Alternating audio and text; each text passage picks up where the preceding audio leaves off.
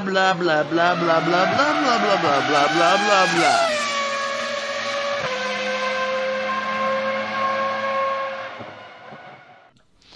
Hello everybody and welcome to I'll Tell You What TV's F1 podcast where James is with us. Hopefully he's popped his microphone on mute for a second, otherwise we'll hear him making Vicky a cup of tea that she's just stitched him up with at the last minute. And threatened, if you don't make me one, I'll turn your internet off. Steve, have you ever heard that threat before? No, it's just normally happened. It just goes off. Fair enough.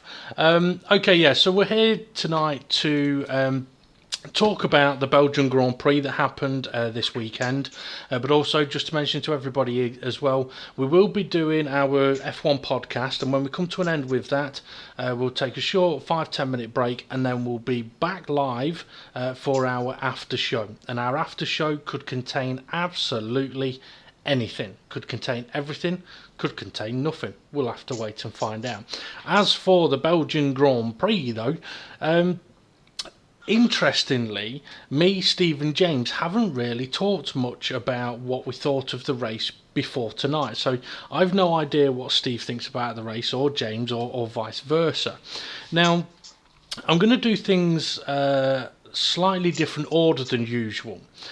Because obviously there was one big factor of the Belgian Grand Prix, and that being what happened at the start, and I do want to focus on that. But before we do get on to that, we're going to have a look at how we got on with our own predictions for the Belgian Grand Prix. So I'm just going to pop our predictions up on the screen, so the viewers or listeners can see what we went for. I'm feeling a lot of bad week. You know what? You actually haven't done too bad. I think James might need more cake though, because he may be a little bit disappointed after this. And I have just seen on the live stream, it looks like a bit of the writing isn't very visible. I might have a look at changing the style of this. To be honest, it was something I just knocked up. Quickie. As soon as I said knocked up, I thought someone's going to make a comment on that. Exactly. Yeah, what was her name? What was her name? Okay, so James is here, but as I mentioned, he's making his lovely partner a cup of tea. Oh, you've done your duties, James. No, I just walked out and left her to it. You know what you should do, right? Next week, what you should do is get yourself a flask, right, and make her a flask of tea about 20 minutes before the podcast. So at about 5 to 8, when she's getting ready to think, I'm going to ask him for a cup of tea in 5 minutes, you can walk in and go, I've been thinking about you, love, and so that you don't disturb me, but you're still happy, here you go, here's a flask of tea. See, this is it. You come up with all these ideas of how to make a woman happy, and Steve will tell you, no matter what you do, they're never happy. Well, I mean, I could come up with these ideas, but I'm the one that's fucking single. How to make a woman happy, leave them well alone. Bear with me a minute. The dog's trying to hump Teddy. Okay. Gizmo!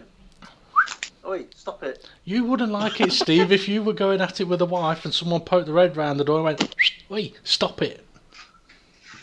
Good boy. Come on, sit down. For a moment then I thought that's what they were going to say. Good boy. Okay, on to our predictions then for the Spa Grand Prix. Steve thinks he hasn't done very well. He's done better than James, and Steve got 1 point. Which means, James, you got nothing. Unfortunately. Yeah. Okay, so for pole position, Steve went for Hamilton, and Hamilton snuck pole. I mean, I will say the qualifying Saturday was a fantastic qualifying session for me. It was really exciting, a fantastic story with Force India, the weather changing was brilliant. But one question I would ask is, were Force India good on that day? Were they lucky? Do they deserve the applause they've had as a new team? Well, they're not a new team, are they? Basically, their name's changed and they've got some more money. What? I thought they were brand new.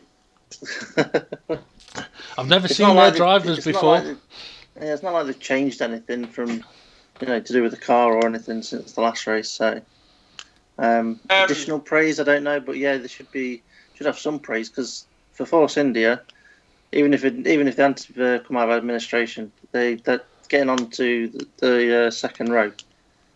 Pretty good going for that team. Yeah, I think who needs the complete opposite of praise is whoever were strategy guys at Ferrari and Red Bull deciding, well, it's a changeable conditions. What we'll do is we'll just put enough in for one flying lap. No, they should have. Whenever you've got changeable conditions, just fuel the car up so that it can do the full 10 minutes. Yeah. And then all you have to do is change tyres. Yeah. I think they were all hoping to get that lap in before the rain came.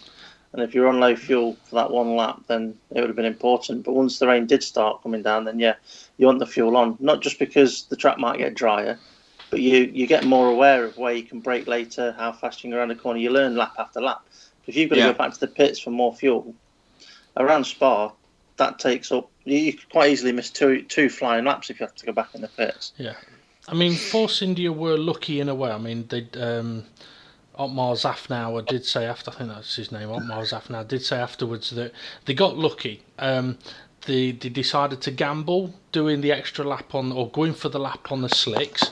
Turned out to be the wrong choice, but what that meant was they were later getting back to the pits, so they were later getting onto the inters, which meant they were one of the last out on track at the end of the session. So for them, they got a bit lucky, but they didn't have to refuel. Yeah. Well, they must have started the session with enough fuel. Yeah. But also, with them going out on the inters a lot later than the other teams, their inters were fresher, in better condition, shall we say. Yeah. And for qualifying, tyres they're in better condition can save you a lot of time. That is true, but to be fair, Perez was very lucky to be able to get any laps in at all, because I know from our gaming side of our lives, we've all had crashes at Eau Rouge in one way or another, and we've all driven up that hill in the wet conditions and gone a little bit wide. But we've never had that thought of, this is going to hurt. But I do think Perez was thinking that when he got a little bit sideways up the hill. Yeah, when he had an interview after qualifying with Channel 4, he goes, he was asked about that situation, and he goes, well, when I lost control of the car, I thought I was going to hit the wall and I shit my pants. He's sorry for the language, but I shit my pants. Yeah. Well, he was much more controlled on Sky. So anyway, pole position then. Steve went for Hamilton, got that one right, and from the looks of it, Hamilton was lucky to get that pole lap. James went for Vettel, and to be fair, I think if it had been dry, I think James would have got the point there. I went for Kimi Raikkonen. I don't know why, because Ferrari will never let it happen. So me and James get no points. Steve gets one. As for the winner, Steve went with Hamilton. That didn't happen, didn't even look close to happening. James went for Hamilton, so same story there. And I got lucky again and went with Vettel, so I get the point there. As for the podium, it was quite funny on, I think it was either Friday or Saturday, when Steve messaged me saying, I wish I'd known about Bottas's penalty before making the prediction, because you chose him for the podium, Steve. Yeah, and as soon as I heard in qualifying that he was going to get penalties, oh shit! I should have researched who was getting penalties before I made the decision, which I've not done yet for this week. So I think there's only one driver I know of that's getting a penalty.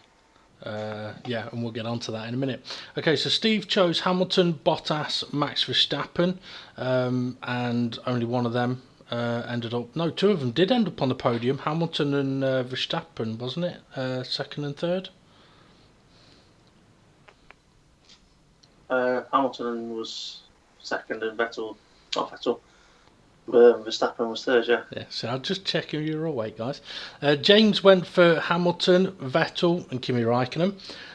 Close with Hamilton and Vettel. Kimi Raikkonen, no, fucking screwed for him, but we will get onto that a little bit later. And I went for Vettel, Hamilton, and Ricciardo.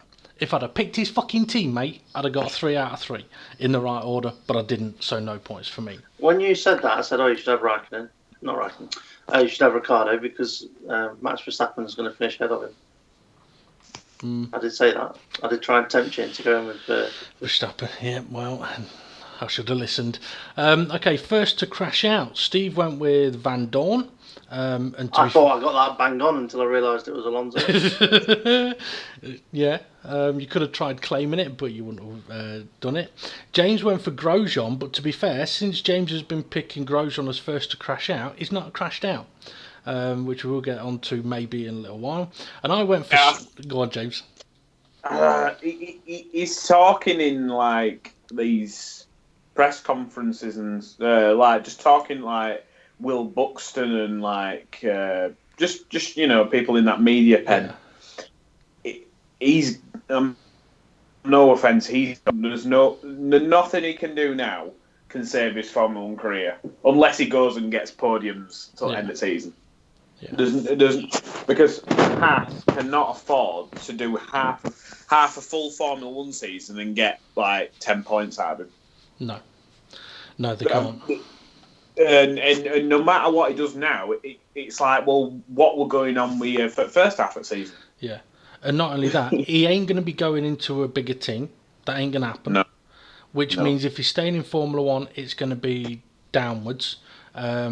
So, yeah, I think you could be right, because I could see Ferrari going, look, we want somebody in your car that could potentially, eventually, be in our car. And at the moment, you got Magnussen, and we don't fucking want him. And you got Grosjean, and we don't fucking want him either. Whereas if you look at Sauber, you go, right, well, there's Ericsson. Well, we don't want him, but you've got Leclerc, and he's one we do want. So if you've got one in Sauber and one in Haas that Ferrari want, then it's not just those guys battling their teammates. Those guys are battling each other in different teams for a potential Ferrari seat. So yeah, I think you could be right that Grosjean could find himself out of Formula 1, not necessarily before the end of the season, but you never know at the end.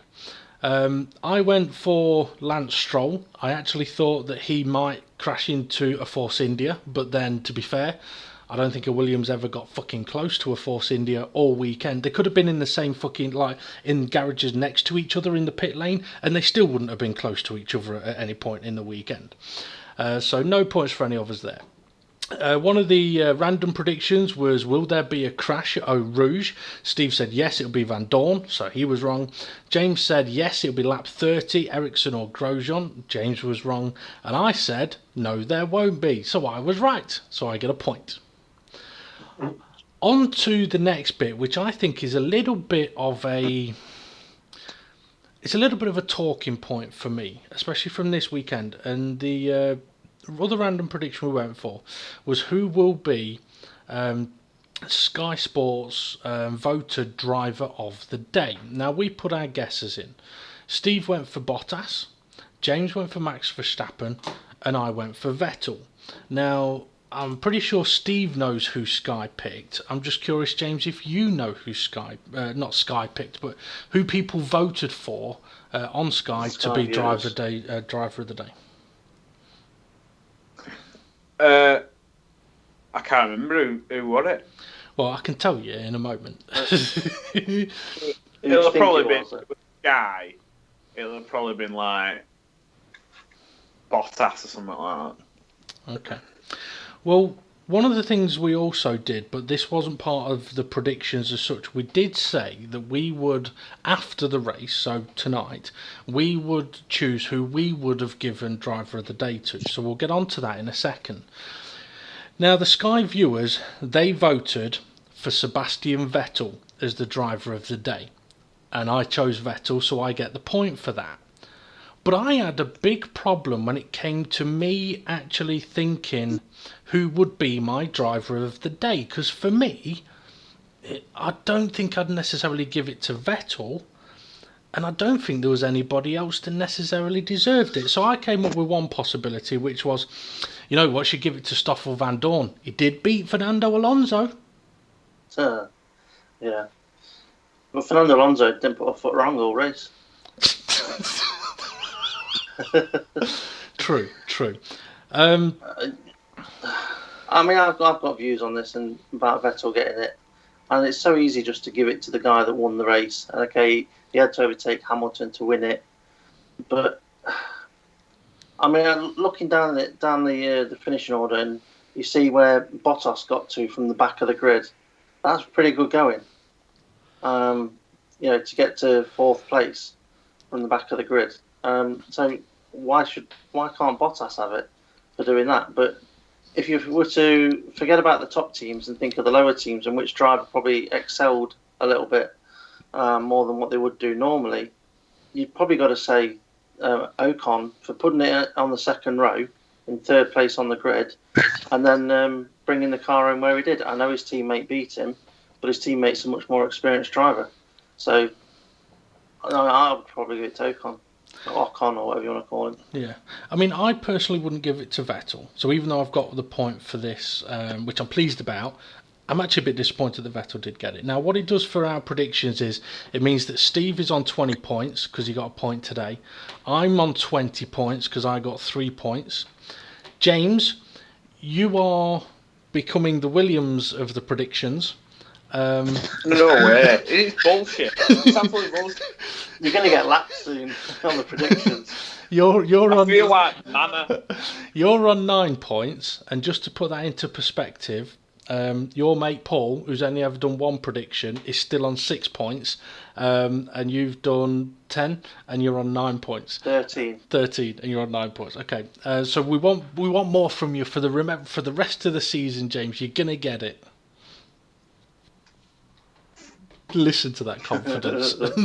Okay, so we'll get rid of our predictions. Can you believe? Sorry, guys. Sorry, this is really unprofessional, but I just give her a big bag of cheese tasters from M&S, right? My favourite crisps. She went, late ball, put a few in, and they'll be for me. She's just come in, she's brought the bag in, and then she's left me about 6.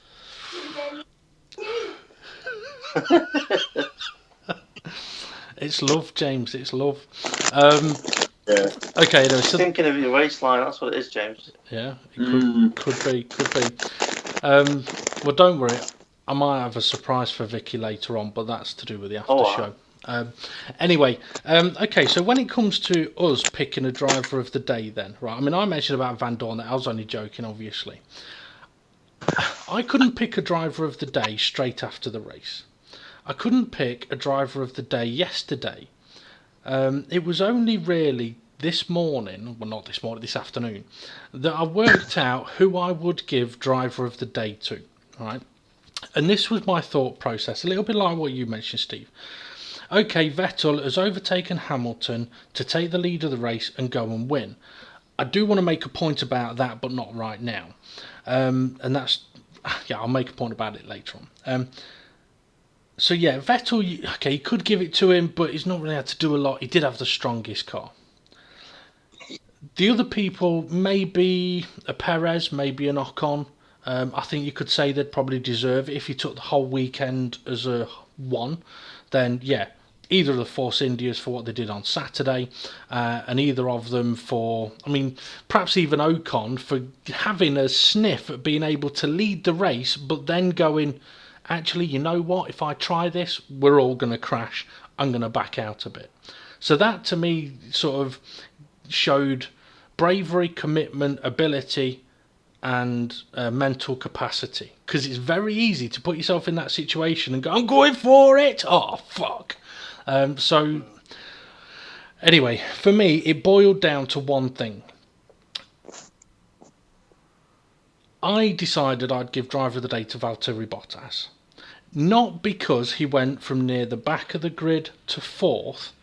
I would give Bottas driver of the day because of his overtake that he did on the way through Eau Rouge.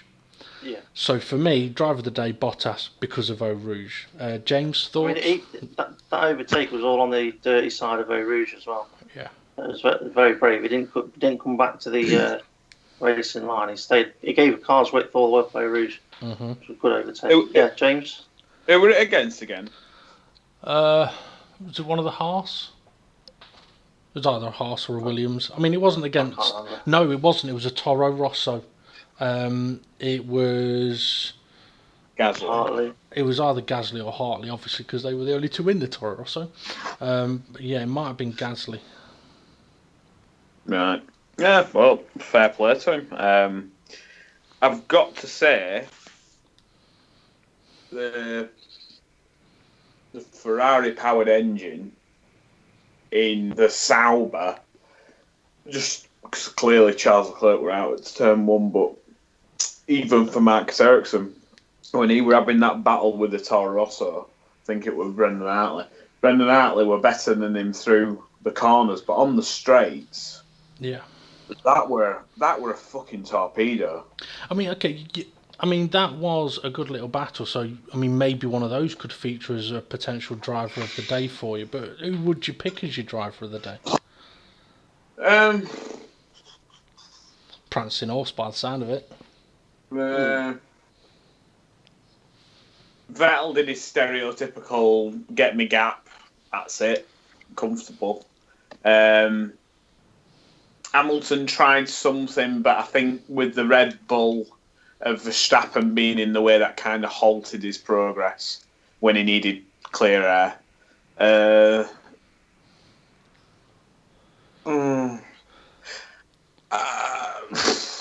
It really isn't an easy one, is it? No, but it was one of them races where after lap 2, there was that battle with Max Ericsson and Brendan Hartley, And that was it. That were about it. Yeah. For 2 hours, that were it. Yeah. The rest of it were just like, you might as well have watched paint dry. Yeah, well, the annoying thing about it was I sat there watching it, making some notes. The one point where I was like, right, I need to get up and do myself a quick bite to eat. I get up, I'm stood in my kitchen area, and then I hear, oh, these two have been battling for the last 2 laps. And I'm like, hang on a minute, what the fuck? So I missed majority of that sort of mini battle between Ericsson and Hartley. So the main bit of action in the race, and I missed it. But yeah, so I'm gonna nail. I want to nail you, James. I want to nail you down to picking one person as driver. You've got no choice. You've got to pick someone. Who do you pick as driver of the day for the Spa Grand Prix? It has to be Bottas. Okay. But it's not like, I don't know that he's got one of the fastest cars on the grid. You know what I mean? Yeah. Whereas, I'd be more tempted to say Valtteri Bottas if he were in a shitter car but yet done the same job. Yeah. Yeah. Yeah, but one of them races, once again, where you just like, this is shit. Yeah. Well, we'll get on to that in a minute. Come on then, Steve, your driver of the day. Yeah, toss up between Bottas and Ocon. I probably would give it to Bottas because of that overtake, like you mentioned. But as I was saying, he's in one of the fastest cars, but he's still got to get past all of those other cars cleanly. The only reason I wouldn't give it if Bottas hadn't done that overtake, I wouldn't have give it to him because every other overtake he did was down the Camel Straight and he was past him miles before the corner. Yeah, and that annoyed me a little bit. But then again, yeah. You know, I think that race was probably one of the biggest in recent times. One of the biggest ideas of DRS makes Formula 1 boring as fuck.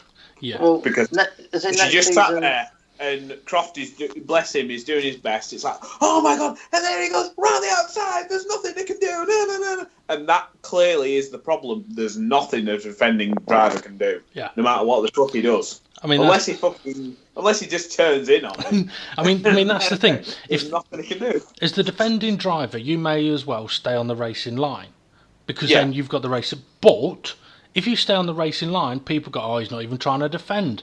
However, if you go off the racing line to defend, they still drive round you, but people will go, oh, well, he did try and defend it. Well, no, he did, but basically what he's done is... moved out of the way. Yeah, exactly.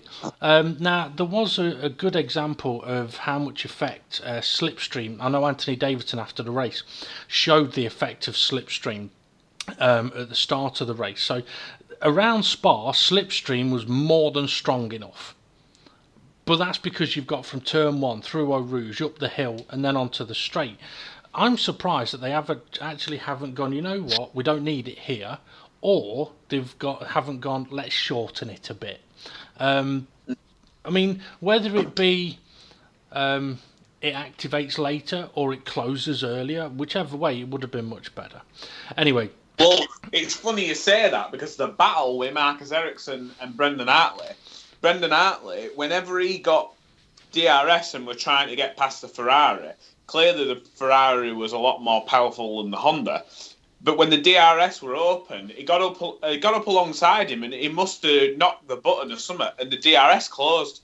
And that's what made it exciting under braking at the top of the hill, because it was side by side. Yeah. And I'm like, that you've basically been shown the way. Have DRS so the car can get close, but then when it gets within about 5 metres of the car in front, close. And then it's more of an equal battle on the brakes then. Quite possibly. Talking about battle on the brakes. Okay, the main talking point from this weekend was the Turn 1 crash. And Hulkenberg's fuck up, which will get James going, into Turn 1. Now, I did mention to you guys that obviously this was something that we're going to have to talk about. But I have got some pictures that I want to show, because one of the things that I spotted straight away, I don't know if you guys did, I spotted straight away Fernando Alonso's right front wheel hitting the halo of Charles Leclerc. And at that point, I thought to myself, yeah, they look shit, but that's what it was brought in for. Leclerc's able to get up, walk away, no effects whatsoever other than being pissed off. Without the halo, okay, you don't know exactly where that wheel would have gone, but if it had gone near his head, it'd have been game over. Yeah. Definitely. Now, I have got a few pictures I want to show of... Not them pictures I've been sending you. No, it's not, James. I'm not perverted enough to send pervy pictures like that. No. Sending pictures of cars and women with big boobs. They're not hanging out. Well, There's nothing wrong with that. True. Okay, let me send you two these pictures. I've got more than just these three that I'm going to send you, by the way. But these three that I'm going to send you, kind of, it's almost like a just before, at the point of, and just after the contact with the halo. And when you see where the wheel is, yeah, it is really, really fucking close. And I think it's fair to say it doesn't matter what people think the halo looks like. What happened at Turn 1 at Spa has justified having the halo there. Regardless of how much you hate it or don't think it's right, it has just been justified. So, on the first picture, for anyone watching in the top left corner, is where Fernando Alonso's right front wheel has literally just made contact, or is just about to make contact with the halo, or is just making contact. No, actually, I think I've got them mixed up a little bit. That's the middle one that's just before. So the one that's on the top left, if you actually look at where the alignment of the wheels are, it would have been very, very close to his head. And then the third picture, where you can see that the suspension is broken and the tethers have done their job. If you actually look at where Fernando Alonso's left front wheel is and where his right front wheel would be, that is within that's within inside the area of what the halo protects. So it would have been mighty fucking close, too close, really. Yeah. Well, I don't think we've ever said, "Oh no, we don't want it there because we want somebody to die." Mm-hmm. I think the main thing for me as an outsider looking in, not being in the sport or whatever, is just make it aesthetically look a bit prettier than what it does. Yeah. For the average viewer, but in terms of it being there, yeah, it clearly does need to be there. I still think a canopy would be better, but it doesn't look like it's ever going to happen. No. Well, they've not said definitely no. They're going to see how IndyCar gets on with theirs. That's true. Okay. I've got another picture to show you now. And this is it's a slightly zoomed in, so it's not brilliant quality image of just how close it was. I mean, To be fair, I don't think Charles Leclerc actually would have seen much because, well, from what we saw on the camera on his car, as soon as there's contact, he's covered in fluid. So I don't think he'd have necessarily seen how close the wheel was. But again, I mean, I'm actually surprised that Alonso's car went airborne. Yeah, it got chucked up though off the back wheel of Leclerc's car. So his rear wheel was because it was rotating through the car upwards. Well, I'm wondering whether F1 need to look more into the IndyCar thing of putting something around the back of the wheel as well. It would reduce the amount of punctures you have from minor fucking contact, but also it would reduce the possibility of a car being thrown airborne, because it's happened in the past with wheels at Spa. At Spa, yeah. I'm trying to think, I think Webber's wasn't wheel on wheel, was it? That was more went up the back of the car. But yeah, I mean, flying cars is not something you necessarily want to have. Okay, I've got another picture. I mean, basically, I just screenshot a load of pictures that I saw. This one, for me, possibly is the one that I would say is perhaps the most shocking. It's not that easy to see, but you can just about make out the halo and the right front wheel on it. So this is looking towards Charles Leclerc. Yeah. Yeah. So he's just slightly left of centre inside the halo. Yeah. Yeah. Yeah. I mean, this was taken from a video clip from the camera that's on his car. I mean, it was quite interesting.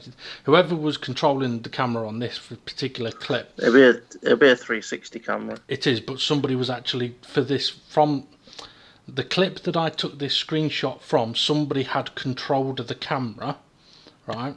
It wasn't like you could control it yourself on this clip. Somebody had done it. So the camera had literally just turned around, seen a Toro Rosso to the side of him that it was overtaking, just turned around a little bit more, and then it's just absolute fucking carnage. And then you just managed to see the wheel hitting it. And I must admit, I think if I was in Formula 1, okay, you could sit there and go, yeah, the halo's done its job, everybody's happy. I think I'd be sat in the room going, I'm not. And when they say, why not? It's done its job. Yeah, it has done its job. But how the fuck has that car ended up being that high? How has Fernando Alonso's car gone over the top of another car? That shouldn't be happening. Yeah. But, I mean, that was the reason why they said, oh, well, we're going to make the noses lower so that you don't end up going airborne. But it clearly don't work, does it? No. Okay, one more picture to show you, and this is the picture of Leclerc, of the halo. This is afterwards, and you've all probably seen this picture anyway. You know what? I was just thinking, you know, like this year they hadn't got it, but last year they had like the shark fin. Yes. I think you probably, in that situation, Alonso's car had probably just got like mated with the top of the shark fin, Charles Leclerc's, and rather than going up and over. Because right now it is just like a wedge shape. I mean, remove the rear wing, the back of a Formula 1 car is like a big wedge up. Yeah, true. I mean, isn't it? Maybe they need to have a look more at the. Well, I mean, the thing is, when it's wheel on wheel, there's nothing you can do. The tendency is that it's going to send something up. So whether they may look into some kind of rear guard on the tyres or something, I don't know. But then that'd probably end up needing some kind of crash structure on it, because I don't know. It could get very complicated very quickly. Either way, though, looking at the halo, I was surprised that, okay, there's obviously big black tyre marks there. There are a few cracks. I expected to actually see more damage on the halo than what there was. I mean, there's a lot of damage on it, but I must admit, I still expected to see more. So I must admit, it has impressed me a bit. Well, it does look like it's done the job. Yeah.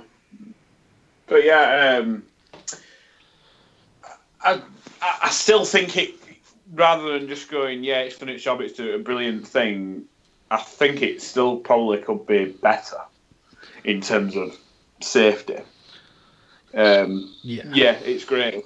A car comes down and whacks that rather than whacking your head. But we still mentioned, like as of last year, like piece of debris comes along, smacks the top of it, and bounces down, you're fucked. Yeah. We could probably do with like some sort of fucking armour plating over your chest, really. Quite possibly. I mean, the thing is, when things have been brought into Formula One as a brand new feature, it doesn't tend to take long for teams, designers, engineers to work their magic on them. I mean, one way or another, not only will it end up potentially looking nicer, but it'll be used for aerodynamic gain as well. But also, as I know Crofty said, he can't wait. And I mean, he's hoping, I think he said, hopefully next year they'll have cameras in the halo, which for me would be good, because then you wouldn't have to see the halo. But if putting a camera in the halo affects its structural integrity, then I don't want a camera in the halo. Well, it shouldn't do, because what they've already said is the halos are fitted with a hollow tube for the wiring for a camera. So it's all there. It's just that before the start of the season, they didn't get the chance to work on the technology enough to implement it into all the cars. So they said, look, have the mountings for the camera, not the mountings, but basically the plumbing ready to put the wiring in the halo in case we implement it in the future. So all the teams would need to do is drill a small hole through the carbon fibre bit that's surrounding the halo. So I wonder how long it'll be until somebody puts a shark fin on the halo. A big fucking shark fin. This is thing that I don't get is, I mean, you can see on the top of the Ferrari especially, I don't understand. Like, we've seen other drivers getting out of crashed cars and stuff. Yeah. But when they've got these aero devices on the top of the halo, and the driver puts the hand on them to get up, they just bend like fucking paper mache. And you just kind of like, it's there for safety. It shouldn't. I don't understand. Whoever wrote the regulations said, well, a little bit of aero device is okay. No, just completely nothing on it. It's just there for safety. Yeah, I mean, it's like we said at the time when it was sort of first. I think it was first race of the season, and teams like, I think one team had Force India, I think it was, had put something on there. It's like, hang on, if a wheel hits that? I mean, to be fair, I think the wheel may have just missed the one on Charles Leclerc's car. But if a wheel hits that piece of carbon fibre, that's going to shatter that piece of carbon fibre into many pieces. Now you've got carbon fibre debris potentially going towards the driver, and that's one of the things you're meant to be avoiding. Now, unfortunately, it might end up needing something to happen before someone goes, oh, you know what, maybe we shouldn't allow that. And I know in the past, or over the last sort of 20 years, Formula One have tried to get away from that kind of situation.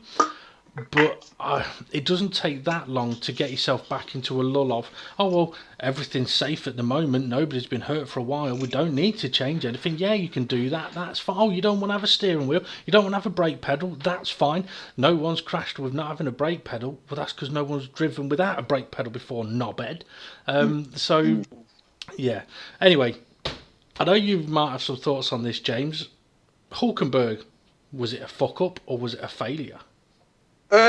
I think it were a touch of both, because like even Anthony Davidson said, he's pretty much on the brakes at the same point as I think it was Ericsson were alongside him. But the only difference Ericsson had were he had an extra car length in front of him with nothing there, whereas Hulkenberg had Alonso braking. But I don't know. It just looked odd. It looked like initial braking. It looked like all fine here, no problem. And literally 1/10 of a second later, all four tyres are locked. And at that point, he's either got two choices.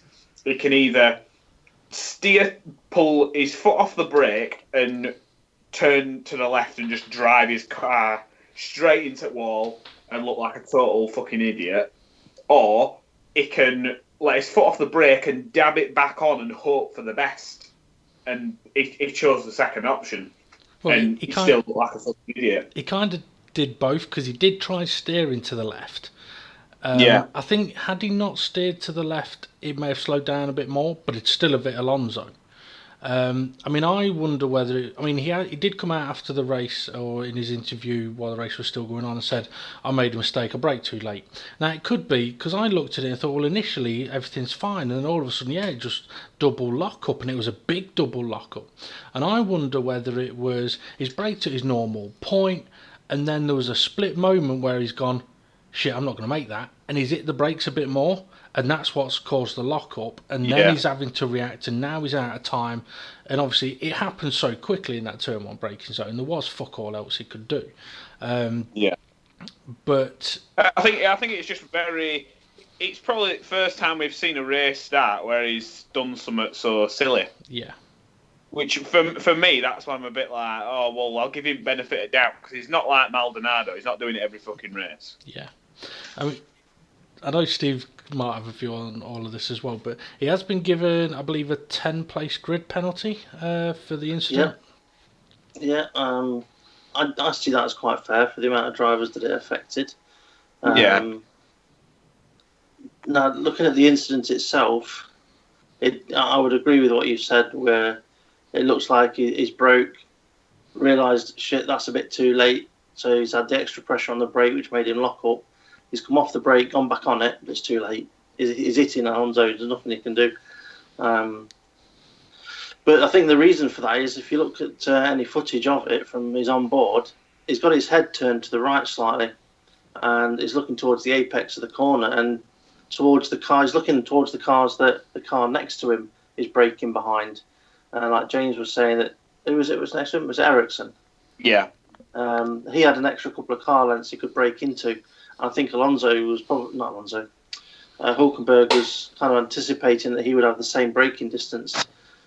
Maybe the halo blocked his view a little bit of Alonso until he, made him realise too late that he didn't have the room. That'd be my excuse. It'd be my. I mean, I did wonder. Now I can't imagine. Well, I can't imagine Hulkenberg coming out and saying, well, I couldn't see him behind the halo. If it was a different driver, I could imagine them going, well, fuck Formula 1, right? I couldn't see the car ahead because the halo was in the way. I don't think Hulkenberg's got a bit more of a political mind on him than, say, a Maldonado or a Perez or a Grosjean. Yeah, I was kind of thinking, imagine if it was somebody like Perez, at least Hulkenberg just puts his hand up and went, like, I fucked up. Yeah.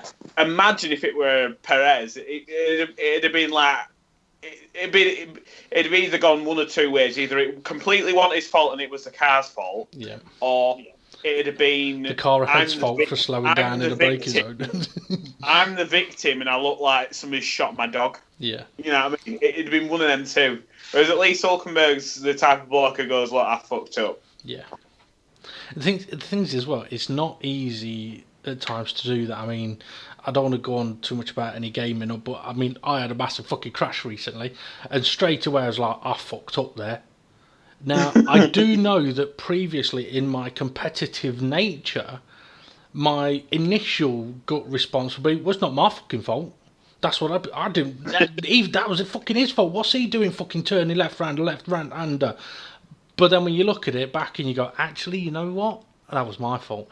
Now, it is very different when, I mean, the amount of times you see an interview with an F1 driver where he goes, I can't believe what he did. He just fucking drove into me, blah, blah, blah. I haven't seen it yet, though. And I'm thinking, hang on. If you ain't seen it yet, though, keep your fucking gob shut. Otherwise, you could end up looking like a right fucking dickhead. Yeah. Just like Grosjean in Baku when he said, Ericsson hit me. Yeah, all right, mate. He's like 10 car lengths away. So, yeah, drivers sometimes do have to think before they speak, but admittedly, they're getting paid more to drive than they are to speak. Anyway, okay. Start of the race then, we know, massively affected the race. But I've got a question for you. I don't know if either of you thought about this, right? The timing of the safety car. That crash happened straight away, and if I was the steward, I would have done one of two things. Number one would have been bang, safety car straight away. That's a big crash. Like, to be fair, probably the biggest crash we've had this season. So other than, biggest crash this season. So I'd be bang, safety car straight away, slow everyone down. Let's see if anyone's like, let's get this dealt with. They had a problem. They had an issue. Well, hang on a second. You can tell me about that in a sec then. My other option would have been, right, that's a big crash at turn 1. We can let the field get at least into sector 2 just before the back straight where no one's going to be overtaking, and then we'll bring out the safety car. Everyone's got the straight then to sort themselves out. If they need to pit or we need to send them through the pits, we can do that. However, the timing of the safety car to me seemed to be, big crash at turn 1. Let's wait and see what happens down the Kemmel Straight. We're 4 wide down the Kemmel Straight. Force India might lead. Vettel's in front. Right, safety car now. Yeah. It should be, as soon as you have any potential of a fatality or another car going over another, by the time they've got to Eau Rouge, it should have been, that's the decision. Yeah.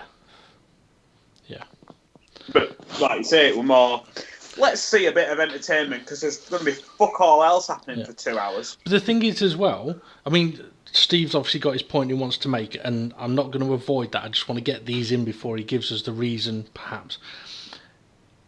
Someone could go, they wanted to make sure that all the cars had got through Eau Rouge. It wasn't necessarily a breaking point before they brought out the safety car. Well, that's not quite right. You had 4 cars battling for the lead, and as soon as one of those cars was in the lead in that corner, the safety car came out. But that then means that there's another, 16, maybe less, 14 cars barreling down at 200 mile an hour towards that corner, thinking about overtaking to be given a safety car.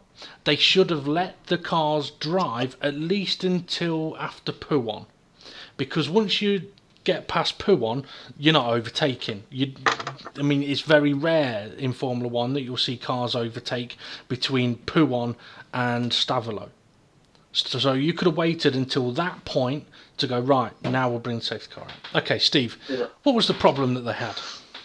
Well, at the start of the race, the safety car follows the grid for the first lap. So the back of the grid, the cars drive off and it follows them around for the first lap. We don't normally see it because the F1 cars are normally off in the distance. But if there's a big crash, it's there to drop the doctor off at the accident. So it does that, but then it gets called as a safety car situation, but the safety car's stopped at turn 1. So the safety, but also they've got to tell the drivers to go through the pits. Now, they've got to get the safety car in line for the other cars to follow it round, but it's stuck at turn 1 at the accident. So they did it actually pretty quick, but you were on about, should they have called the safety car out sooner or later? I don't think they could have done it any sooner because the driver wasn't ready to use it as a safety car procedure yet. So I think they had to get confirmation off the safety car driver before they called the safety car. Got a VSC. Surely somebody's been clever. I mean, I've just thought about this in 10 seconds. Surely somebody in Formula 1 is clever enough to go, if there's a turn 1 crash and the safety car has to stop there, why don't we use a VSC until the safety car can lead the pack? Yeah. Problem solved. No, I mean, we've said it before. If there's a major incident and they're wondering whether they bring a safety car out or not, bring the virtual safety car out first. Yeah. Why not? I mean, maybe it's just me and my suspicious nature that I thought. I mean, as soon as I saw that crash, it's a little bit like at Australia when we saw it, right, that car where it is can't be recovered, that's a safety car. I know that straight away, and I'm not getting paid to have that thought. So the commentators as well straight away. That's exactly. Going to be a safety car. So as soon as that crash happened, instantly that's going to be a safety car. Now, how long does it take an F1 car to get from turn 1 to Kemmel Straight? I think it's about 16, 17 seconds, right? About 17, 18 seconds. Well, with full fuel, it might be close to 20 seconds. Yeah. So that's 20 seconds where somebody has to go through that process. And to be fair, that one's a no-brainer. It's right on the outside of a corner, turn 1, hairpin, multiple cars, Bosch, safety car, don't waste any time, slow everybody down. Or, as I said, right, we know it's going to be a safety car, however, it will be safer to let everybody race until a portion of the track where you cannot really overtake, and then we can say, right, VSC or safety car, whatever it may be, and the teams can react to that. Now, in a way, if you think about safety, the sooner they call a safety car, the more time the safety car has. Not only the safety car, but all the marshals, they have more time to sort shit out. Because even when the race restarted, Hamilton went through before. I think it was Vettel and Hamilton went through down towards Eau Rouge. There was fucking debris still on side. Yeah, that was some of the came off Raikkonen's car. I mean, I agree. I mean, I don't like seeing marshals running, because if you're running, there's more chance of you falling, and we've seen that in Formula 1. And for me, from a safety standpoint, I'd be tempted to say, look, if you've got to run, it ain't safe. Yeah. Especially if you're okay, if you're off the track and you're running back to your point, that may be different. But if you're running to the track to get a piece of debris, then it ain't necessarily safe. And given that you've had a safety car period, that area should be clear. Now, admittedly, okay, we only get to see what is shown on the TV cameras. I didn't realise that Ricciardo had damaged his rear wing. He didn't realise he's damaged his rear wing. I didn't realise that him and Raikkonen had coming together until obviously we got the view that Raikkonen had got a puncture. So there was a lot going on there. And obviously, okay, as a marshal, if you're in that area of turn 1, your main focus is probably going to be the big crash. But somebody has to take a step back and go, right, well, there was also a crash over there. Let's just have a quick check over there while we're waiting, because a rear wing's gone and there's been a puncture, there's floor damage, and if a rear wing goes, that's a big fucking piece of carbon fibre. Yeah, indeed. But the thing is, we're banging on about it. There must be somebody in the FIA that's having this same conversation. What do they get paid for? But yeah. I understand that they kind of think, oh, well, if we stop the race now, it's going to prevent all the action, so we'll keep it going for a bit. Oh, the 1/3 of the way around track, there's been a few overtakes, it's all settling down, throw the safety car now, right? So, yeah, you've got your bit of action, and that's it. The rest of the race was fucking boring. Yeah. I'm sorry, if you got to do that, straight away, if it's a no-brainer situation like 3 cars out at turn 1, all smashed, all debris everywhere, before they'd even got to Eau Rouge, it should be a safety car. If the cars can't overtake, that's Formula 1's fault, not the FIA's fault. Yeah. The FIA should be there for safety, not for, oh, well, we'll keep it going for a bit, because otherwise it'd be boring. Yeah, and I must admit, I mean, when you look over the history of Formula 1 over the last, I don't know, 10, 20, maybe 30 years, scary to think 30 years, but there are things that have been slightly more phased out. You don't see black flags anymore. You barely see a black... I can't even remember the last time I saw a black and white flag waved. Well, if it were ever going to be in place, it's when Maldonado would have been driving. And I don't know how it would never, ever shown to him. Yeah. Now, I know the flags are still there and they're still able to use them, but they just tend not to. Now, if it's a case of the stewards going, look, we could wave a black flag, or we could just send them a quick message and say, look, you need to pit your guy and repair that bit of damage, I don't have a problem with that. But is the turn 1 crash that happened a crash that you could say, you know what, maybe we should red flag this one? Have a restart. That would have been interesting.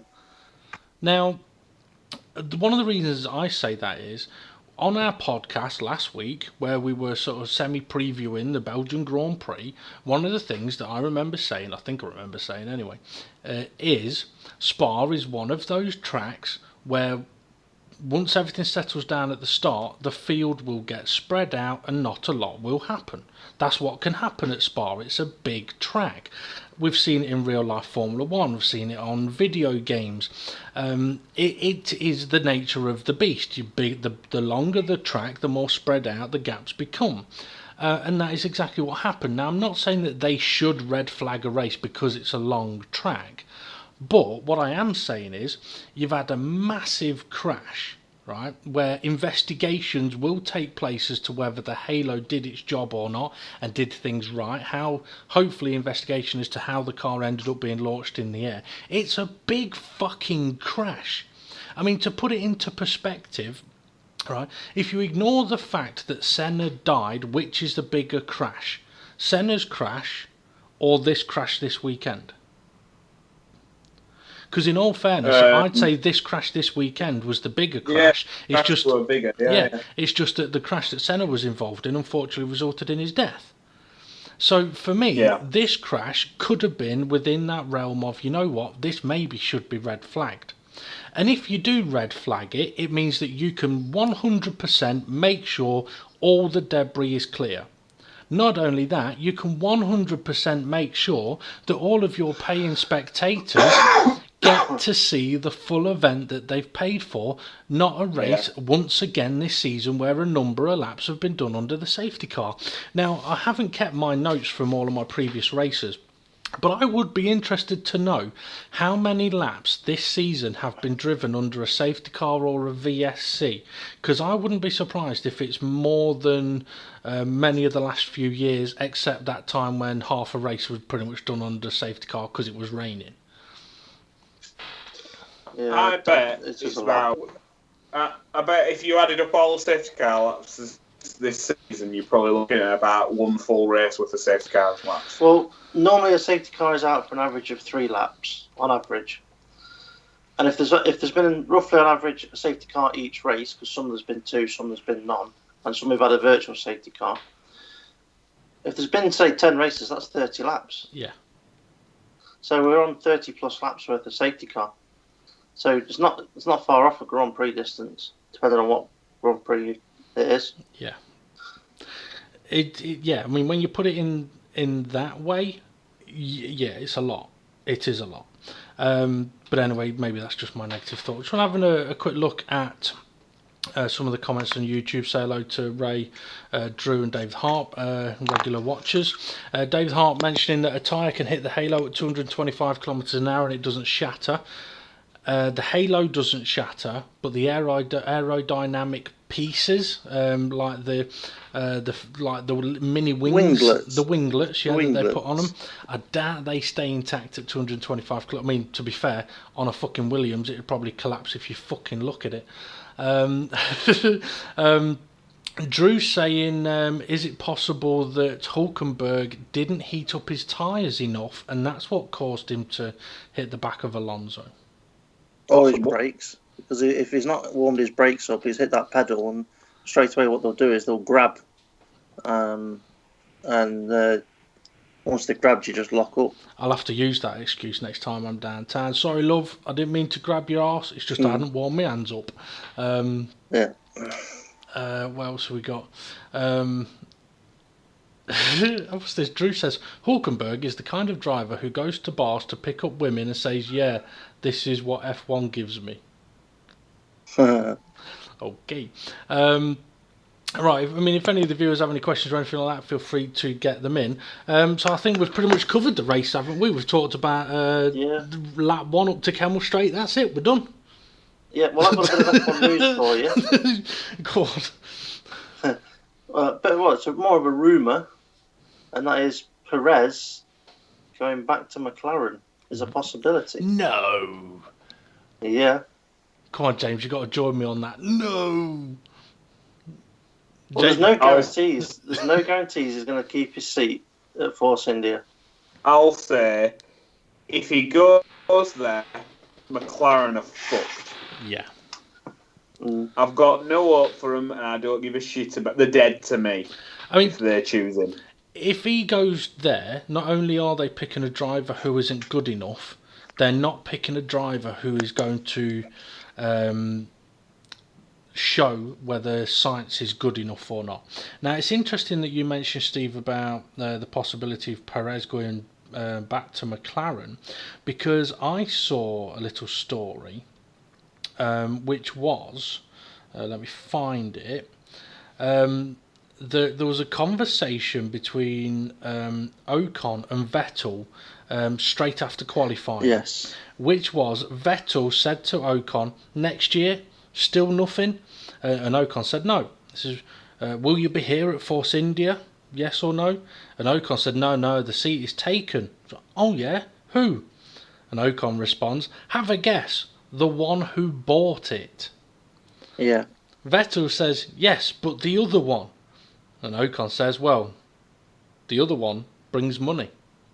Talking about Sergio Perez. So the way that Ocon was talking after qualifying was, look, Stroll's coming in and Perez brings them money. But to be fair, looking at Ocon and Perez, which driver do you want? I'd rather have Ocon. Well, not only that, Stroll's gone and had a seat fitting this week. Has he? For the Force India, and the thoughts are that Force India are going to have Stroll as their driver for Monza. Interestingly, before qualifying, right, obviously the drivers, they're in and out of the media pen. And obviously Lance Stroll was being interviewed about his dad buying out Force India and stuff like that. And they were asking, asking him questions like, oh, so does that mean you're going to be racing for Force India next year then? And Lance Stroll, he fucked up, to be honest. If he's not meant to say it, he fucked up. Because what he said was, he goes, oh, well, I've got to have a seat fitting. And then he went on to say something else. Now, for me, when a driver says, I've got to have a seat fitting, that means the conversations have been had and he's waiting to be booked in for that seat fitting. You would not say, I need to have a seat fitting, or I'm going to have a seat fitting, or whatever it may have been. I think it was, I need to have a seat fitting. You would not say that. You don't have a seat fitting. You're not having a seat fitting. A feet sitting? Yeah. What's a feet sitting, Steve? You wouldn't have a seat fitting if you're not going to drive for a team. Exactly. But just on the Perez thing, this is Sky Sports F1 news. Perez is one of 4 drivers in contention for the McLaren seat. The 4 drivers are, and it lists them as Van Dorn, Ocon, Norris and Perez. Van Dorn's gone. Yeah. Who else was there, sorry? Norris. Ocon, Norris and Perez. For me, McLaren, if that's their choice... Go on, James. I think Lando Norris is potentially going to be in there, but I think the fact that the other chap from Mercedes is whooping his ass in the championship, well, not whooping his ass, but he's kind of in front, George Russell. Yeah. The fact that he's kind of in front is kind of making McLaren go, oh, shall we get him somewhere as like a reserve driver, just get him a little bit more experience before we bung him in the car. Because, I mean, Van Dorn, as we have all said, performed really well in GP2 mainly because he had no competition. And then in Formula 1, he's been rather unspectacular. He may be unspectacular in Formula 1, but his missus is fucking remarkable. Did you not see the picture of his missus? I did. She is a 10 out of 10 stunning beauty. No, I'd give her 1. No, I'd go back for another 1. I'm back for another 1. Yeah. Go on, James. What about compared to them pictures I was sent you? Yeah, she knocks them all out of the ballpark, mate, and then takes a ball back. No way. I'm gonna have to honest to God. What's her name? I'm gonna use her on these posters I'm making for Aston Martin. I don't know. I wasn't looking at her name. Van Dorn's missus. I mean, what I would say is, right, if they were the options, if they're the option for McLaren, and I had Van Dorn's girlfriend, you could have Ocon or Perez. No, if they were the options, right, and your options are Van Dorn, Ocon, Perez, or Lando Norris. if Alonso had stayed, you could probably say, okay, Norris, let's see how he copes. Let's see what he can do. But Alonso isn't staying. You got Carlos Sainz. That's a whole new situation. Carlos Sainz needs to be put up against someone who could test him. Now, if your only options are Ocon, Perez, Van Dorn and Norris, well, okay, Van Dorn has got the history in McLaren, so it could be a semi-decent gauge, but if Van Dorn was to beat Sainz, then okay, so what, Van Dorn's done a good job. However, I'm not finished yet, hang on. Sorry. However, Perez, I do not see the point of bringing Perez back into McLaren. He wasn't good enough the first time. He ain't good enough now, right? So that'd leave me with Van Dorn, Ocon and Norris. Personally, Van Dorn hasn't done it, so he's out the window. That leaves you Ocon and Norris. Well, you don't know if Norris is going to be able to push Sainz, so that's a bit of a risk. However, with Ocon, he has pushed Perez more than far enough to warrant being put into a decent seat. And that is why, also, like I said, okay, if it had been Perez in Ocon's position on the run down the Camel Straight, would Perez have been wise enough to back out of it? Nah, he'd have done a Maldonado. Yeah, I think he would have done as well. We've seen the Force Indias come together since before Spa last season, and majority of those occasions were Perez's fault because he thought he was the number one driver, when to be fair, Ocon has shown to be younger, more intelligent and potentially more skillful. For Ocon to get that third place in qualifying. Perez also thought it was his team, as soon as he owns it, not. Yeah. Yeah, out of the three, I would go for Ocon. But it depends on whether McLaren want to try and bring through a youngster and bring Norris in, because it would be cheaper for him. There's another reason why saying, oh, you know what, Lando Norris, we could probably do with getting him in somewhere else first and just giving him a bit of experience. But there's another reason why taking Ocon might not be a bad idea. Who is it that is pretty much running Ocon's Formula One career? Oh, that's right, Toto Wolff. Toto Wolff.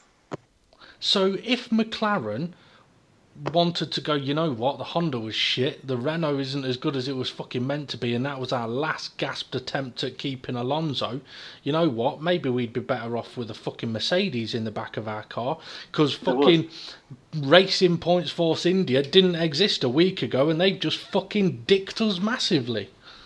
Yeah, I would like to see a Mercedes engine back in a McLaren. And they should have never gone away from it. Yeah, I agree.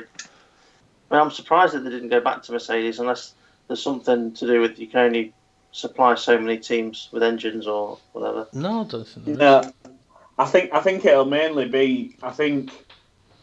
Unfortunately, when McLaren parted ways with Mercedes, I think it was on pretty bitter terms, because it was. For so long, McLaren was the A team before Mercedes even were a proper team. Well, it was Mercedes McLaren, wasn't it? They were a team together. Yeah. And then I don't think McLaren could handle the fact that Mercedes were treating him as a customer. It was Ron Dennis. Ron Dennis stuck by that theory of you can't win a championship if you haven't got a manufacturer engine. Like if you've got. It was different before Mercedes was back in F1 because McLaren were that team. They were the Mercedes team, not the Mercedes team, but they had all of the benefits of Mercedes supplying their engine. Whereas once Mercedes were coming into it, Ron Dennis was like, well, that's not going to work for us. And that's when all the problems occurred. And as much as I may have respect for Ron Dennis and what he's done in Formula One, there are a couple of decisions that he has made where, admittedly, you have to sit there and go, I think you made the wrong choice there. Mercedes engines is one of them. Because you look... Putting Martin Whitmarsh in charge was another. Yeah, maybe. Bringing through Magnussen. Perez, Kovalainen. But no, I mean, there's a few. The Honda deal. I mean, to be fair, I mean, this is another thing. I mean, from this weekend, right? Okay, I don't think there was any engine failures, right? But the Honda. I mean, you mentioned, James, about Hartley and Ericsson having that battle, and that was a Ferrari engine versus a Honda engine, and the Honda engine was able to compete with a Ferrari engine in a chassis that is not that dissimilar to theirs. They're on the sort of similar playing field. So when it comes to the engine making the difference, the Honda engine was able to keep up with the Ferrari on that occasion. Now, does that mean that Honda will be good when it's in the Red Bull? I've got a feeling it will be, you know. Possibly will. I think it could turn round, and Red Bull are gonna get lucky with the Honda engine, and they might have a fighting chance. Well, looking at McLaren now, with the Renault engine, they're at the bloody back of the grid. Mm. And it's like they were complaining it was the engine, but there's something wrong with that car. Whether it's too much drag on it or the balance or whatever, that car should be battling with Red Bull. Yeah. And it's, you know, where did they qualify? Last and second to last, apart from the guys that got the penalties. Mm-hmm. It's just, yeah. They got the same engine as the Red Bull. It don't make sense. Got the same engine as the Renault. I mean, yeah, and if you put the Honda engine when it, you know, how shit it was in that shit car, it's going to be as shit as it was. Yeah. But it looks like now that the Honda have got their act together, and McLaren still haven't got a good car. I mean, things for Red Bull. I mean, I know we mentioned it before. Red Bull are in a good situation with Honda in the fact of they can basically go, you know what, throw as many engines at Toro Rosso as you need to. We don't give a fuck how many penalties we get.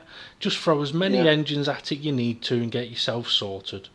Now, run the engines on maximum power for the whole race. See how long it will last before it goes bang. Yeah. You know, because use that. You know, they can use the Toro Rossos as a test station for this season. Yeah.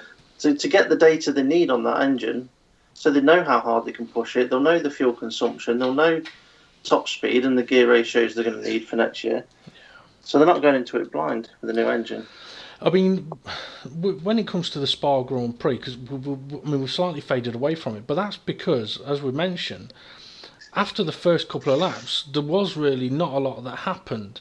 Now, other than, I was going to mention this because we talked about it a lot recently, about the coverage has been so much better recently. It did take a little bit of a step back in the wrong direction for me at Spa, in the fact that there were overtakes happening early on. I mean, they were lower down the grid, but there was a couple of overtakes that were happening and they weren't shown live. Now, in all fairness, if I know that at Spa, when the cars get spread out, there's not going to be any action, you've got to keep an eye on those cars that are within anything under a second. You've got to keep an eye on. Now, I mean, I'm not going to go through all of my notes from this Grand Prix because, to be honest, they'd put you to fucking sleep. But I do know that I did write down a couple of times that there were overtakes going on at the back. I just want to see if I can find out what lap it was on. So talk between yourselves for a minute, guys. Good evening, James. Good evening, Steve. Are you going to join us this week on Thursday on Dynamic GT League? Yeah, I think I might do. Yeah. On the PlayStation 4? Yeah. Don't worry. And Gran Turismo Sport. Yeah. Yeah. Well, we've got a bit is of a vote. Is that for DGT Esports League? That's right. We're on Facebook as well. You can find us on there. But we've got a mini vote going at the moment for what car class we should use this week. So in our chat room, you can vote on what car you want to use, and there's plenty of options there from N200 or I think N200 is the lowest. It goes up to N1000, so it's 1000 brake horsepower cars, or you can go for a choice of Group 3 race car. So you're in that chat group, aren't you, James? You'll be able to vote on the car you want. I'll have a look at that. Okay, I'm back. Here it is. We'll get back to that later in the after show. Yeah, we'll talk about that a bit more later. That we do. Oh God, we're getting good at this, Steve. Aren't we? Okay, by lap 14, the closest gap was 1.4 seconds, and the average was 3 seconds. Right. So that's not that far into the race. However, so that's lap 14. Lap 22. So bearing in mind that the average gap is 3 seconds, which means it's not that difficult to see if anybody is close. By lap 22, Bottas passes Magnussen, not seen live. Now, if it had been Ericsson passes Grosjean, maybe I wouldn't be so bothered, but it's Bottas, who you know's got one of the strongest cars on the grid and going to be overtaking people easy. The gaps between the drivers are 3.5 seconds. Bottas has already made a number of moves. Why aren't we seeing that live? Yeah. Exactly. Yeah, and also I noticed that we saw more of Max Verstappen's dad. Yeah, his family were back in the show this week. Yeah, I saw his mum, his sister. She was kind of eclipsed. His dad's a bit on the side. She was kind of eclipsing the rest of the family, though. I thought I'd flicked over to Sky at night, but I realised. I shouldn't say, because my face is getting rounder as we speak. Yes, that it is. From eating too many wagon wheels. You're going to end up rolling down the street, you are. I did write, by lap 18, I mean, it was a boring race. I kind of expected it, but I still expected more excitement than what we got. But by lap 18, I wrote down, this race needs rain. I was so bored that I was willing it to rain to spice it up like it did on Saturday. Because, I mean... You sound like Max Verstappen. Yeah. Well, for me... Any chance of rain? Any chance of rain? I mean, some of the radio chat was interesting, but for me, a Saturday... I mean, okay, rarely should a Saturday be more exciting than the race on a Sunday, but this was one of those weekends where the Saturday was more exciting than the Sunday. Yeah. Do you know what, right? Watching the qualifying and watching how the cars, even on the Inters, were outbreaking themselves, taking different racing lines. And, you can't make every race a wet race, but you could make the cars have as much grip as they have in the wet, in the dry. Yeah. So give them, not shit tyres, but give them tyres that don't give them the grip, so that they've got to control them like they're as if they're in the wet, and that would make for phenomenal racing. Mm-hmm. Yeah. So they'd probably have to make the tyres rock hard, but watching racing in the rain, because of the amount of grip they've got, and knowing that someone could spin off at any point, Formula 1 cars should be like that every single lap of every single race anyway, in my opinion. Yeah, I mean, I remember having I don't know if I'd call it an argument, a discussion. I was doing a commentary, and I happened to make the comment that Formula 1 cars should not be easy to drive. They should be tough to drive. They should be physical, and they should be a little bit tricky. Now, I'm not saying that they should do random shit and spin you off when you don't expect it, but they should be on a knife edge. They should be absolutely mental but catchable. Yeah. Do you know what annoyed me this week as well? I can't remember which driver it was. One of the drivers were told not to push on the tyres, to look after the tyres. And then towards the end of the stint, it's like, because obviously at the start, they were told not to push on the tyres too much, so they've got the tyre. Actually, I think it was Verstappen because of the possibility of Bottas catching him up. So it was to look after his tyres, so that if he needed to push later, he still had good tyres. Well, it came to later on, and his tyres were fucked anyway. Yeah. So he's tried to look after his tyres, so he can't push, and then he can't push at the end because they've gone off. Yeah. Well, you're either. I know I've just said about tyres, but want tyres that make the racing interesting, but you want a driver to be able to attack the track, no matter what level of grip they've got. But you shouldn't have to be thinking about, I've got to be going slow to control my tyres and watch my fuel and Just let the drivers race. And it doesn't matter about what level of grip they've got, as long as they've all got the same level of grip. But for drivers to have to be driving slower to look after the tyres, it's not racing. Yeah. Yeah. In my opinion. I mean, that was something from this weekend that, to be fair, the attendance at Spa was phenomenal. I mean, the crowds there were massive. But over the course of the race, I was thinking, I'm glad I'm not there. Because the amount of money you'd spend to get there, spend while you're there, and okay, you might have a great time while you were there. But I doubt for many people, unless you were sat at turn 1, I doubt for many people that race is one worth talking about. Because... Definitely. Oh. Well, it's like we said before, that if you go to a Formula 1 race, you go in for the experience, not to necessarily watch the race. Yeah. Because you don't actually get to see the race. And even on the last lap, the cars go past you, and you may not know who's won the race because the finish line's on the other side of the track. Yeah. Or you watch the cars come past, and all of a sudden one's missing. Yeah. And unless you're near a loudspeaker or got an app on your phone, you don't know what's happened to a car. It might have gone into the pits. It might have spun off. So I think going to watch a race, you go to experience the event rather than watching the race. And I wouldn't be surprised if a lot of people that go to the race to watch, to watch the race, would come home and then watch it again. To find out all the bits they've missed. Because I've done that when I've gone to Donington to watch the touring cars. I've watched the race, obviously, at Donington, enjoyed the experience of being there and everything. I know who's won and what have you. But I come back and watch it on TV after, because you get to see all the bits that you don't get to see, like cars that have crashed and stuff, and you've missed it and you don't know what's exactly happened. You can find out later on. True, but I wonder how many times this season, last season, people have gone to Formula 1 events and come away thinking, well, the Formula 2s were great, but the F1 was shit. Yeah. Well, is it time, though, for the Formula 2s to go more hybrid so that they're in line with Formula 1? No.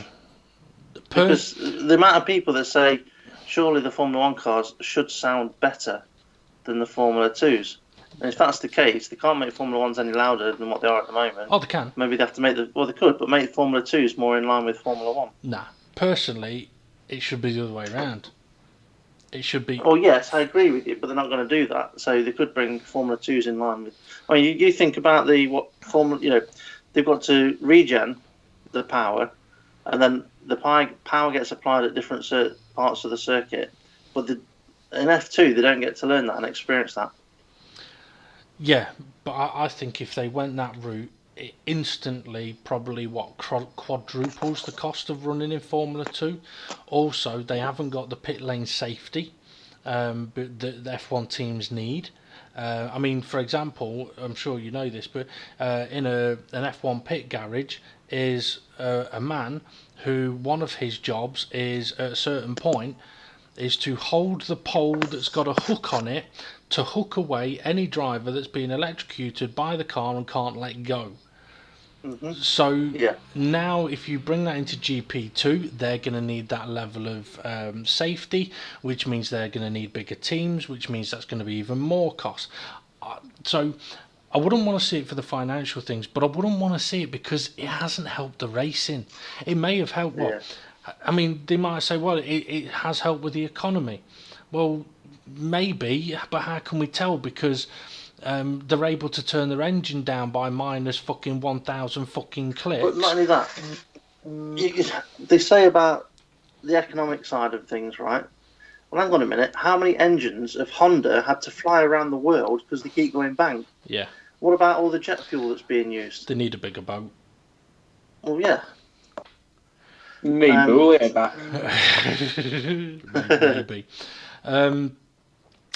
Okay. This is. I'm going to mention something now, which is going to be sort of my last topic to bring up. Well, it's not my last topic. I've got two actually, but I want to get this one out there as my last sort of couple of F1 topics. Daniel Ricciardo. At the last race, it's announced that he's going to be making a move to Renault. This weekend, doesn't get out in FP1 because his car's fucked. I think he doesn't get many laps in FP2 because he's got car problems. FP3, I didn't really get to see that. qualifying, Red Bull fuck up, and then in the race, he's caught up in a crash where not a lot can happen. There's not a lot he can do. And Red Bull go, you know what, we'll use you as a bit of a test. If we get a safety car, something might happen. Conspiracy theory time? A Red Bull fucking Danny Ricciardo already? Well, I said last week that Ricciardo will not finish ahead of Max Verstappen this season. Again, unless Verstappen is involved in an accident or crashes out or has some sort of issue. Because they will favour Max Verstappen over Ricciardo now. But are they fucking Ricciardo? I mean, there's a Quite difference possibly. between favouring, but, I mean, for a team like Red Bull to start FP1 and go, oh no, you know what, we've got a problem, we can't run this session now. Mm. Now, James is usually the conspiracy person, but he's probably filling his face with his chocolate cake. No. I just kind of think to myself, at the end of the day, I mean, I listened to a thing, I think it might have been Channel 4, where Mark Webber saying that Cristiano were basically saying to him, oh, well, what could I have done to keep him? You know, I told him all this stuff and all that lot. But I think it's just that he's probably got to a point where he's like, it's the same thing every year. It's the team's got such a potential, but just not following. You're breaking up, James. Can't hear you. Oh, can you hear me now? Could you hear me now? Yep. Don't stop. You hear me now? Yeah, he probably saw Sebastian Vettel win 4 titles on bounce, and then when he goes in there in 14, yeah, he beats Vettel, and yeah, brilliant, you've beat Vettel. But then Vettel fucks off, and you're left with a team that's got the potential to win, but just ain't got the donkey in the back of it. And every year it's the same thing. And then they turn around and go, next year we're putting a Honda in it. He's probably just thinking, fuck's sake, I need to get out of here. Yeah. Because I bet you a tenner, if they'd turned around and gone, putting a Mercedes-Benz in this, or we're putting a Ferrari in this, He'd have stayed. He'd have stuck. Yeah. There's no... The main reason he left were they were putting a Honda in it, and he's seen the Honda at McLaren. Like I say, the Honda might come good, but he's seen it at McLaren, and he's just thinking, nah, fuck that. Yeah. Now, what do you make of the interviews that Fernando Alonso did? I didn't get to see the full interview on the Sky pre-show, but I saw snippets where Fernando Alonso says, oh, well, Red Bull approached me to race for him next season, because he was asked if he had any offers to continue racing next season. Yeah, I've had a few. He says, I had an offer off Christian Horner. He said, to be fair, they approached me, the dates aren't going to be right exactly, but like they approached me in 2002, they approached me in 2005, they approached me in 2009, they approached me this season. Like, there was a number of occasions where he said they made me offers on these occasions. Now, obviously, we don't know how true that may be. Christian Horner has denied them, but Fernando Alonso did go on to say that he wrote to Christian Horner saying, basically having a bit of a dig at him, is the way I would look at it, saying, hang on a minute, you've made me offers, I'm telling the truth, and you're telling everybody that that's not true. I don't think that's quite right, along those kind of lines. And he said that Christian Horner sent him an email apologising, and then Fernando Alonso goes on to say, and hopefully he'll apologise again this weekend. I don't know whether he did or not. Now, there is a fine line between made an offer and approached, because there's a difference between going, if it ever occurred, if the chance was ever available, would you be interested in racing for us? That's an approach. An offer is, we want you to race for us, this is how much we're willing to pay you, blah, blah, blah. That's an offer, right? They're two very different things. Now, if Alonso has got those two things mixed up, then Christian Horner is well within his rights to go, no, we've not made him an offer. And it's up to him then whether he says, we did approach him, but we've not made an offer. Yeah, because sometimes they just ask to see if they're interested or whether they're going to be available. Yeah. And then they take it further from there. But Christian Horner said on Channel 4 as well that from talking to Alonso, it was quite clear that he didn't want to drive The Red Bull. Well, I mean, Possibly. Well, I mean, if you're Fernando Alonso and you've just spent 2-3 years with a fucking shit Honda, and now driving a Renault engine that's not really doing that much better, do you really want to go back to fucking Honda, even if it is in a Red Bull? No. No fucking chance. Exactly. Exactly. Because you're just gonna look like an idiot if you go there and it goes shit. Yeah. See, there's no winning in that. But yeah, I don't know. I just think to myself, at the end of the day, if I were Fernando Alonso, I've fucking shot myself in the foot, haven't I? Throughout my career, wherever I've been, I've just fucking shot myself in the foot. And I've just completely fucked it. So I might as well fuck off, because I fucked it all up. Yeah. But knowing in the back of his head, I could be winning multiple world championships. But all that shows the younger generation is, no matter what, be polite. Yeah. Be stern, but don't be a fucking knobhead, because I'm a huge Fernando Alonso fan, and I don't think he's a huge knobhead, but I bet you 1 million people who he's met probably think, what an arrogant cunt. And even though he is probably one of the best drivers in the world, one of the best things about people like Michael Jackson, I know you weren't going to think of that, but it pops in my head because he was probably one of the greatest entertainers in the world, but he never came across as like an arrogant cunt. He always were like, just, yeah, weird, but he never came across as arrogant. But you can see with these A-list celebrities nowadays that they get well above the station and they get arrogant. I mean, look at fucking Mariah Carey. I mean, Jesus, do I have to? I mean, Martin Brundle went over on Grid and went, "Do you want to have a word?" And they were like, "No." Same as Serena Williams. Yeah. Yeah, exactly. All these celebrities that get way above, because they're getting paid shitloads of money, and they're just there basically for money. They're not there for entertainment. They get to a point where they're not relatable to anybody, and they're just, because they're not even bothered for being there. But even, I bet you a tenner, if you'd have met like Michael Jackson or Arnold Schwarzenegger or one of these people who, even though they're super famous and they're probably known by millions of people around the world, they're never ever the type of people that go, "Oh, too busy to talk. No, fuck up." You know what I mean? Yeah. And I kind of think Alonso is completely guilty of that. Yeah, he might in the background going, "Oh, this fucking ain't good enough," but he's left every single team on bad terms. Yeah. And he's lucky to even have gone back to McLaren. Ron Dennis could have easily gone, "Fuck you." Yeah. Easily. I mean, when you look at it, there's only really been one team he's had proper success at, and that was Renault.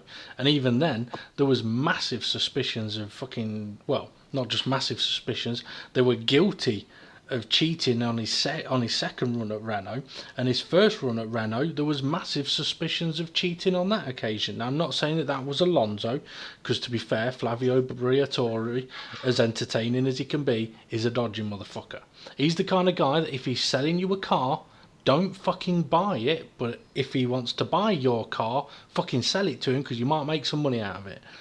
But yeah, you're right. I mean, Alonso has not left himself in a situation where really, I mean, even before he'd left Ferrari, you could tell if he leaves Ferrari, he ain't coming back. And like I say, with McLaren, I'm surprised that McLaren took him back. But to be fair, think about this. What situation would McLaren be in if they hadn't had Fernando Alonso for the last few years? After Lewis Hamilton left, they were left with Button and Magnussen.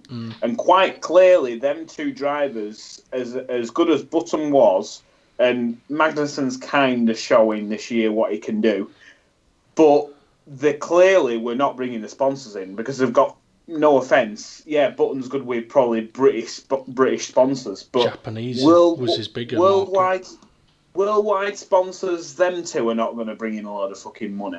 Yeah. Whereas you bring in a Fernando Alonso, yeah, the Spanish economy is not amazing, but he must have some decent backing behind him. Yeah. Because, I mean, the sponsors are kind of what, are kind of what is a big selling point for Fernando Alonso going to a team. But if McLaren had just stuck with like a Button and a Perez, or imagine right now, Perez and fucking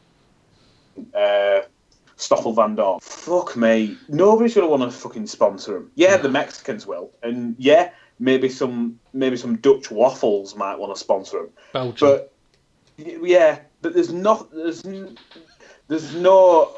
Oh my god, that's a fucking Formula One team. It's just yeah. And that's why they shouldn't have Lando Norris in there next season. And they're kind of I mean, what's his name? Zach Brown's like doing his best, going, "Oh, let's send it back orange," to where its roots were and all this lot. That ain't gonna last long. Yeah. You might be able to polish your shit, but it's still a shit. Yeah, exactly. Okay. One other thing, my last thing. I know I said I've got two things, so this is my last thing. You may remember that earlier this year, in April this year, a Le Mans car set the lap record, fastest ever lap record, around the Spa circuit. And it was a 1 minute 41.8, and it was massively celebrated. Now, I did know at the time that it was a Le Mans car, or an LMP1 car, but I only recently found out that it actually wasn't an LMP1 car. It was a LMP1 car with no kind of rule restrictions. So basically, prototype. So anything you wanted to put on or take off, you could fucking do it, right? So that's what they did. They could run ground effects and whatever else. Everything. So, and it went and beat the record. Well done to them. Great stuff. But as much as we may have been slating Formula One, does that mean? Because, I mean, let's face it, LMP1 cars are not fucking slow. Does that mean that the qualifying lap times that Vettel, Hamilton and Raikkonen did, which all were... hang on a minute. Why are those three on the... Someone must have photoshopped that picture. Anyway, because that was from the race, surely. Or was it in Q2? I'm sorry, I'm just going off a picture here, and I'm not sure the picture's right. I think it's something that someone's just put together. But basically, Sebastian Vettel did a 141.501. Hamilton a 141.553, and Raikkonen a 141.533. So all within during the race. I think it might have been during the race. Yeah, all within half a tenth of a second. All of which nearly 0.3 faster than the LMP1 car. So as much as we've been slating F1 a bit and how they're shit to race, does it just go to show that yes, they may be shit to race, but they are fucking phenomenal cars because they are rules restricted cars that have still broken the record? Well, I think Liberty Media just need to put out a statement saying, rather than the pinnacle of motorsport, just put out a statement saying, like a tagline. Work in progress. I mean, you definitely can't do it this year, but when they nail it on the regulations and the racing and all that lot, just put the pinnacle of racing. And then, you know what I mean? Or, because right now, there's no racing going on. It's just fucking, will the car do it? Yeah, it will. Right. Will the car do it? No, it won't. I'm fucking miles behind. Nothing you can do. The cars are fast for qualifying, and they can do fast laps. But they are not race cars. You cannot race each other in them.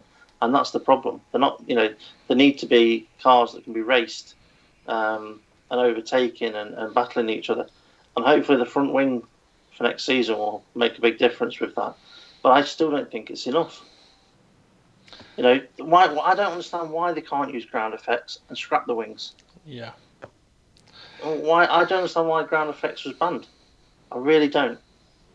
I mean, when you look at it as well, I mean, I know we've talked engines before, and we worked out, we didn't give a figure, but we worked out that it would be cheaper to go back to a normal sort of type of engine, it'd be cheaper. You could have more engines and it'd still be cheaper, and it'd be louder. You could introduce things like ground effects and get rid of things like DRS, and massively reduce the wings. So there are directions that the sport can take that can save money in the long run as well. Because let's face it, if you've got a 50 element front wing, that means that there are thousands of different ways that those 50 elements can be positioned to create a gain or a loss. Well, each one of those fucking pieces is going to cost money. Well, if it's one piece that has got 4 or 5 different positions it can go in, you've just saved thousands of pounds. Well, front wings, before this season, an average price for a front ring was about £30,000. A front ring? Is that your new name for a lady's? Yeah, a front ring and a back ring. But I heard something or read something on Facebook that I think it was to do with when I was pricing up the cost of a Formula One car. Actually, yeah. When I was researching that, front wings can cost up to £60,000 now. See, that was the average cost of a house. What, 15 years ago? Probably, yeah. I wish it still fucking was. Yeah. But I mean, yeah, it is fucking. It's ridiculous. I mean, I still like the fact that Liberty Media, and the FIA brought in Ross Brawn, and 2021 we could see big changes, and I'm glad that they've been able to force through a couple of changes for next season. I think they've realised, but there was something that Arriva Bene said when interviewed after the race. I can't remember exactly what it was that he said, but he did say something in his interview that just emphasised to me that's another one of the things that's wrong with Formula One. Or, for example, the amount of times you hear Christian Horner when he's being interviewed and he's saying, yeah, well, when you get all the team owners or team managers together, we never agree on anything. Like, everybody's like each for their own, and you're thinking, well, what a miserable bunch of wankers. But Arriva Bene said something after the race which just, I can't remember exactly what it was, but it just gave that mindset of, oh, well, we can't give a fuck about anybody else. Now, okay, you could say, well, that's fair enough, you're in a competitive sport and you shouldn't really give a fuck about anybody else.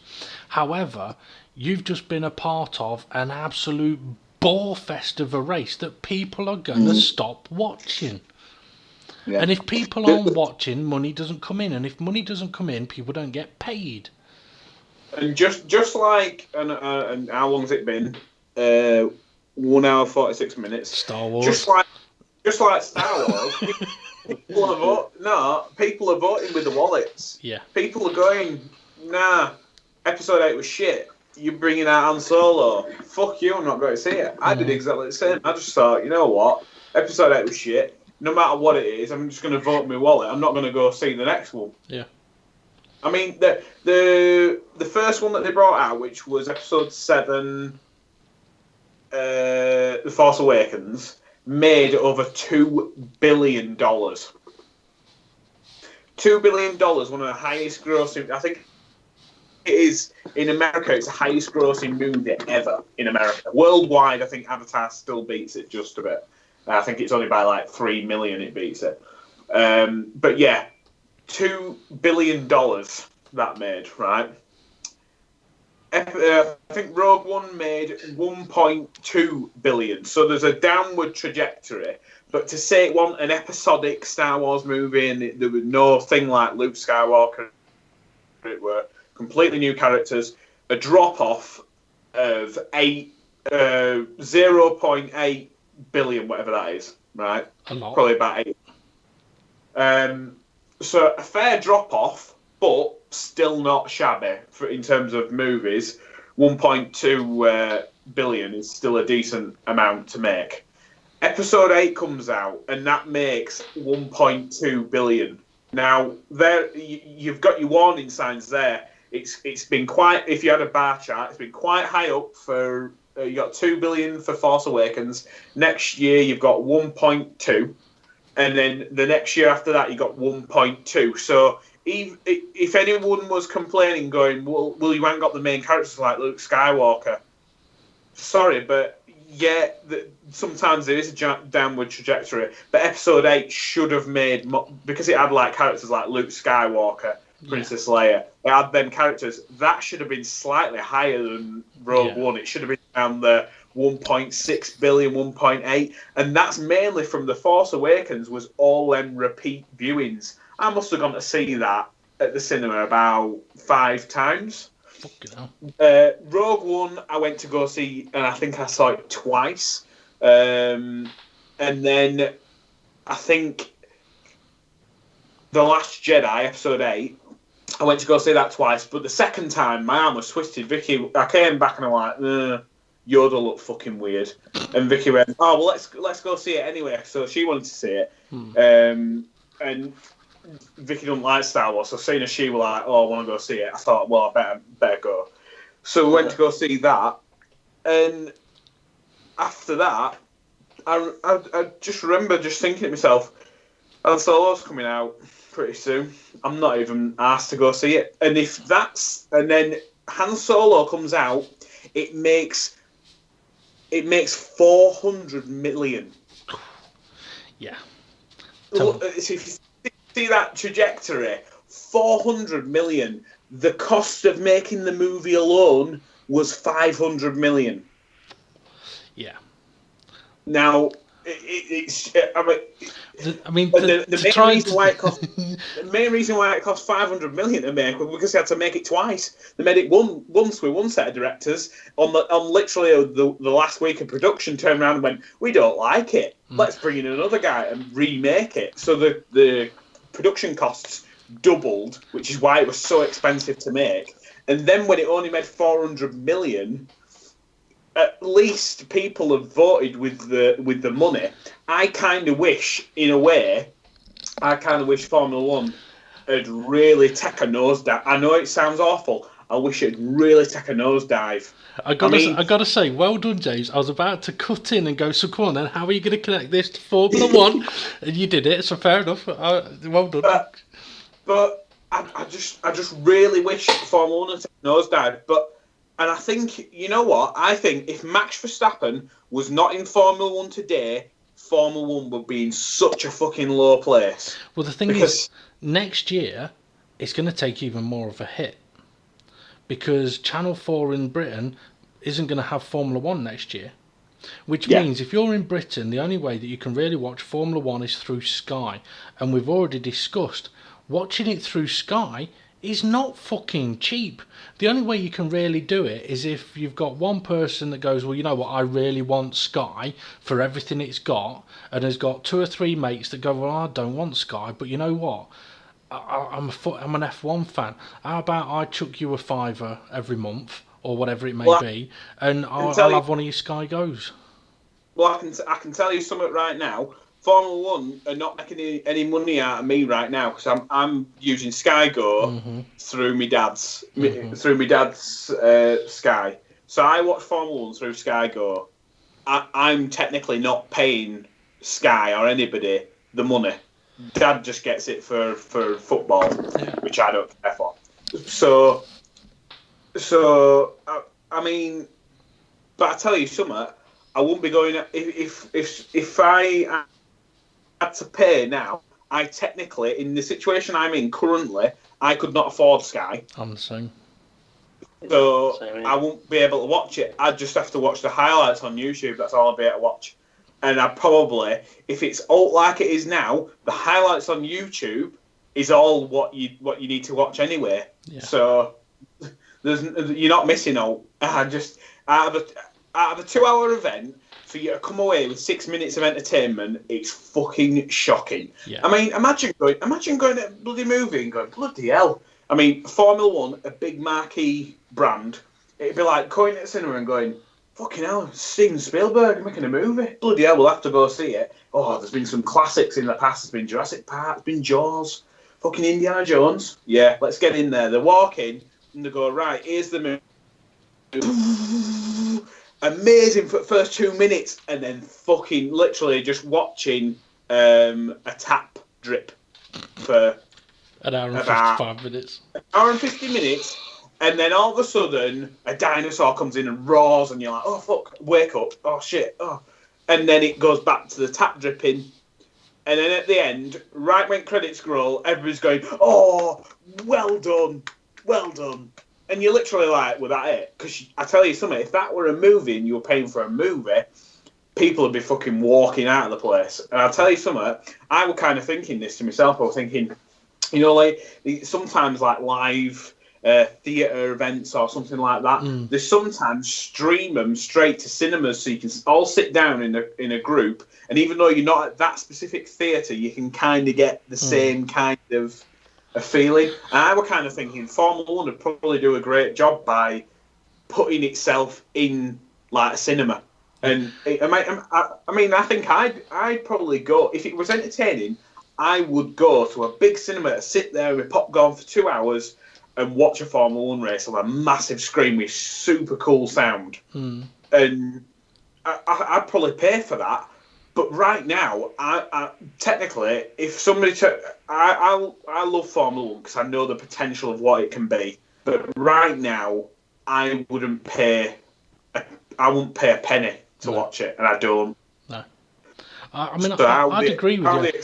I mean, the thing is, I know football clubs more and more nowadays have, like, for example, we live in Derby, and their big rival is Nottingham Forest, and I'm pretty sure over the last few years, one of the things that they've done, if there's a Derby v Forest game and it's at Forest, they will put on a big screen at Derby, so you can actually go into the Derby County Stadium and watch the game on a big screen. Right, and I know other football clubs do similar things. Burnley, they've managed to get into Europe, so when they're on their away games, they do the same big screen in the stadium. People can come and watch it. Now, I think you're right. To be honest, when it comes to cinemas, right? Cinemas are going to go down the same route as pubs, which is they're just going to close and close and close because people are going to stop going. So, from a business point of view, if you owned a cinema, bringing in a sporting event is actually, if they did football, motorsports, well, I wouldn't necessarily say cricket, but they could do that and they could bring in an income. And to be honest, I don't know if I would go to a cinema to watch a Grand Prix, because I must admit I do prefer the comforts of home. But at the same time, if Formula 1 was epic, then I might be tempted.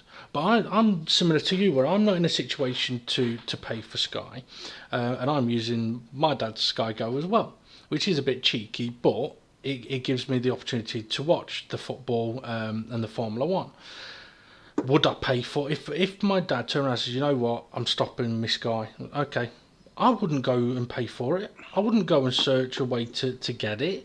Unfortunately, I'd go, right, you know what, guys, our F1 podcast are going to have to come to an end because I can't afford to pay for it. And even if I could, I don't think I'd want to at the minute. Yeah. Exactly. I'm exactly the same. I get to watch it live on Channel 4 when it's on Channel 4. If it's not live on Channel 4, I have to find out which one of my brothers isn't watching it on my dad's Sky Go, so I can watch it on Sky Go, because you can only get so many on at a time. Yeah. But you know, we don't ever have to worry about not doing a podcast, because we can turn this. It's not becoming a Star Wars podcast, James. We can turn this into I've thought of the name. It can be called Shaw Wars, and all it is you and Steve just saying, "Will you shut up?" The thing is, I was surprised though when I found out, when Steve told me actually, that Channel 4. I don't know what it's like in other countries. I know that Formula 1 have brought out F1 TV, not available in the UK because of Sky. Now, I was surprised to find out that Channel 4 weren't going to be able to show Formula 1 from next season, but I can understand it. The cost they have to pay to be able to show half the races is fucking ridiculous. However, for me, going down that route, whether it's Formula 1 or any other sport, really. You look, take the World Cup, for example, right? If the World Cup was only on Sky, then okay, pubs may get busier, so people will go to the pub and watch games and stuff like that. However, you're not going to have people that are at home going, oh, you know what, I think I'll buy Sky so I can watch the World Cup. They'll go, oh, you know what, fuck, I might go to the pub, or I might go to my mates, or I'll just watch the highlights later. So instantly you lose X amount of viewers. And that's kind of, I think Formula One may see that next year on those races where Channel 4 at the moment are broadcasting live. I don't know how many people who perhaps have Sky go, you know what, well, I'm going to watch it on Channel 4, or whether they go, well, I fucking paid for it, so I'm going to have to watch it on Sky because I fucking paid for it. But I think if you pay for it on Sky, you watch it on Sky, don't you? Yeah. If you normally watch it on Sky Go, then watch it on Channel 4 is not too bad because you get a slightly better picture quality. Yeah. Because I can watch it in HD on Channel 4, but I can't watch it in HD on the Sky Go app. Yeah. I mean, so I think F1 will see that decline next year if they get the viewing figures from Channel 4 and Sky, because I think Sky perhaps see it as... well, Channel 4, their contract ends, they're not renewing it. Great, that means we're going to get all their customers. No, you're not. The reason you haven't got those customers at the moment is because either A, they can't afford it, or B, they don't want to give you their fucking money. And it doesn't matter which one of the two it is, you don't get their money. I've got to say, personally, the commentary team of Martin Brundle and David Croft is better on Sky, but I much prefer watching the build-up and the after thing, which I'm not a fan of the presenter. I'm not. I can't fucking stand him. Oh, he's just Steve Jones. Proper. He's just one of them. I just want to fucking get a brick around his face. But Mark Webber and David Coulthard, yeah. I think them two together having a chat. I probably prefer listening to them two just banging on for ages. Another one I can't stand is that Lee McKenzie. Every question, he's talking to the drivers like they're little schoolboys. Every time it went, oh, there is Lee McKenzie, she's going to talk to Nico Hülkenberg. I really wanted it. Well, she went, oh, well, she said something like, oh, well, that didn't go to plan, did it? Or something like that. Stating the fucking obvious, I'm here, and the cars are going around the track, love. What the fuck do you expect? I really felt like if I were at Hülkenberg, I'd just go, fuck off. Just walk away. Just you know what I mean? Just basically be like, if you're going to be a knobhead, you're getting a knobhead answer. I mean, Kimi Räikkönen does it in his own way. If you give me a stupid question, I'll give you a stupid answer. Yeah. But every single thing that comes out of her mouth makes the drivers seem like the little schoolboys. And I just can't. Some of them are. Grinds on me. I'm like, fucking it. I mean, it's one thing I will say. I mean, Sky are very good at analysing coverage. Their coverage does tend to be very good. It can be very in depth. It can be a little bit tedious at times, but they've had the experience of going very in depth and analytical with sports in general: football, cricket, tennis, the works, golf, the lot. And they're very good at full coverage. I don't fault that. I mean, I know that you guys tend to switch off as soon as the race has ended. Personally, I do like to not switch off. Right, all right. It depends on whether the family's here. All right. Well, for me, one of the main reasons I don't switch off is because I want to see what Anthony Davidson or Paul di Resta, when they're analysing clips. I like that. Because they are two people, they've been there, they've done it, and even if Anthony Davidson wasn't successful in Formula 1, he has gone on to be a success. He's a very entertaining and knowledgeable person, even if he is a midget. So I find those bits very interesting. But again, I'm not a massive fan of Simon Lazenby, and I've mentioned it before, the repetitive nature of Sky F1 does bug me, does piss me off.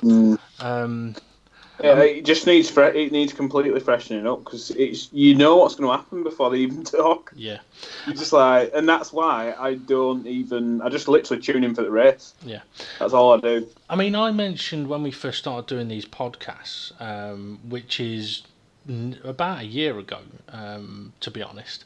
I'd have to find out what the date is of the first video we did. I remember on one of the podcasts mentioning that I would religiously watch FP1, FP2, FP3 qualifying the race and pre-shows and after the works.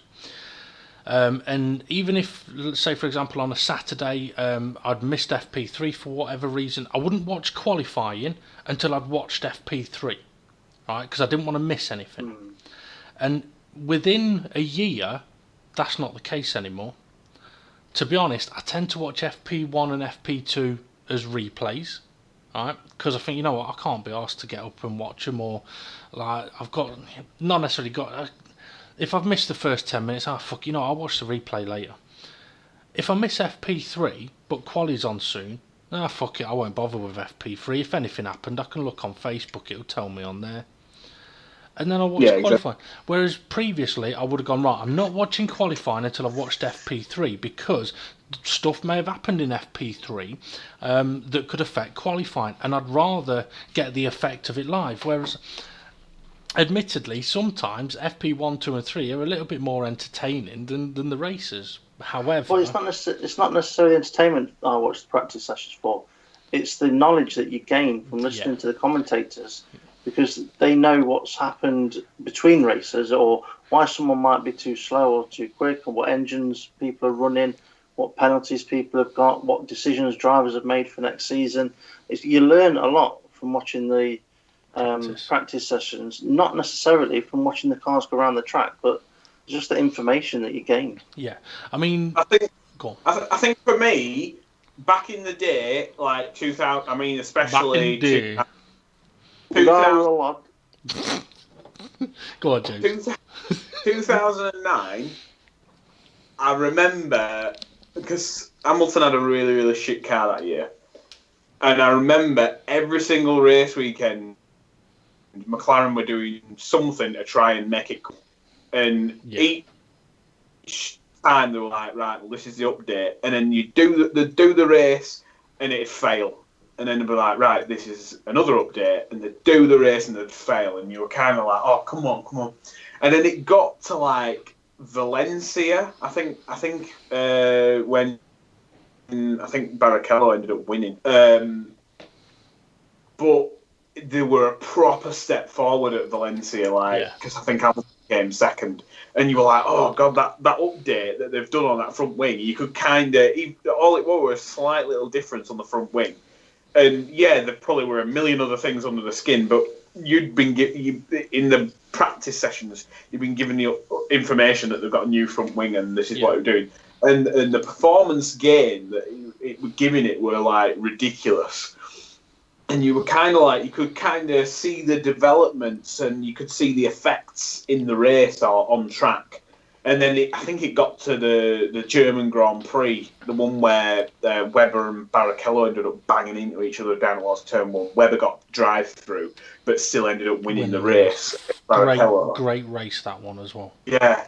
And even though Hamilton were out at turn one, he's qualifying. I think he qualified like third on the grid, and you kind of like, there's something going good here. Yeah. And then from that point on, that McLaren were right up at the front nearly every single race, and you could kind of see them upgrades going on the car affecting the cars. But right now, the upgrades that are going into teams like Ferrari, Mercedes, Red Bull is just stretching them so much further away from the rest of the teams that haven't got the budget, or they've completely flipped over to let's develop next year's car because we're not going to go anywhere with this. So the front three teams, I can see Red Bull probably going, fuck this off, we'll concentrate on next year or something like that, because there's nowhere near they might win a couple of races, but that's about it.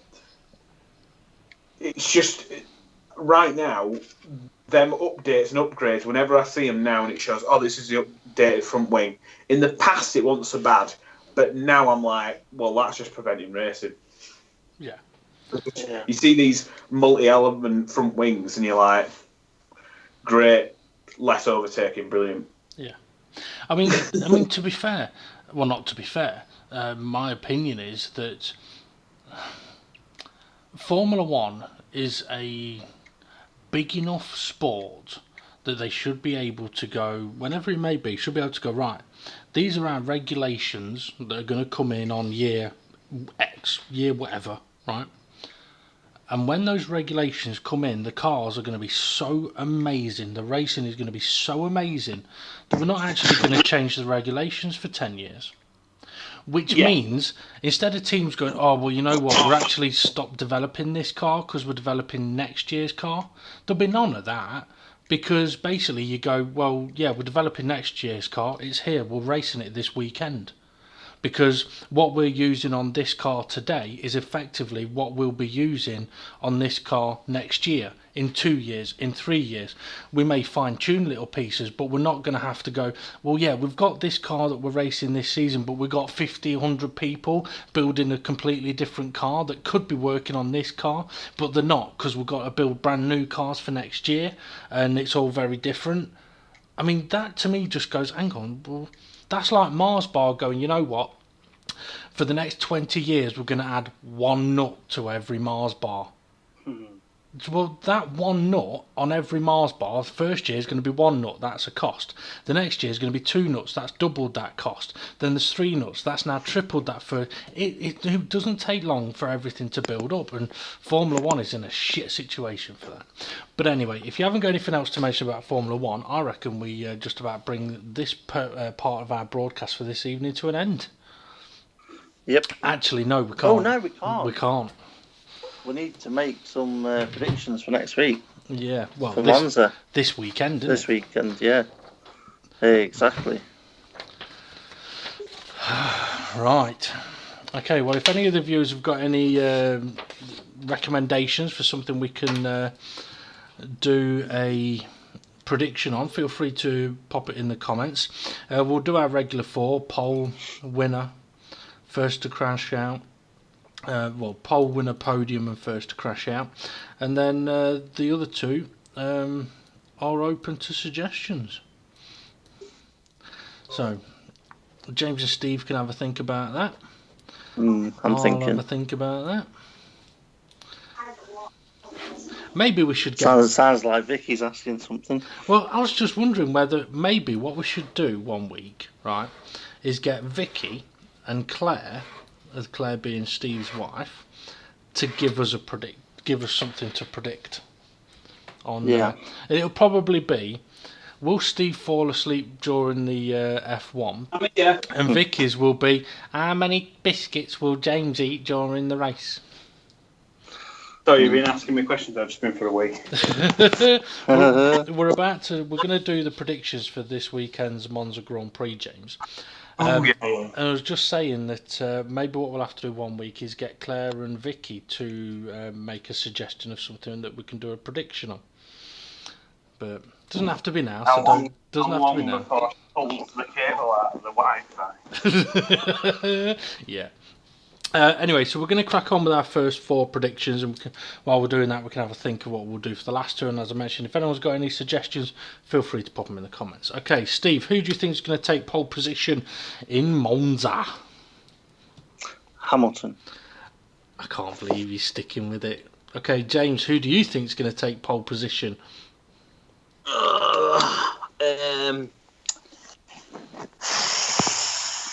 I think Hamilton's going to make a mistake in quali, and it's going to be Kimi Räikkönen. Ooh.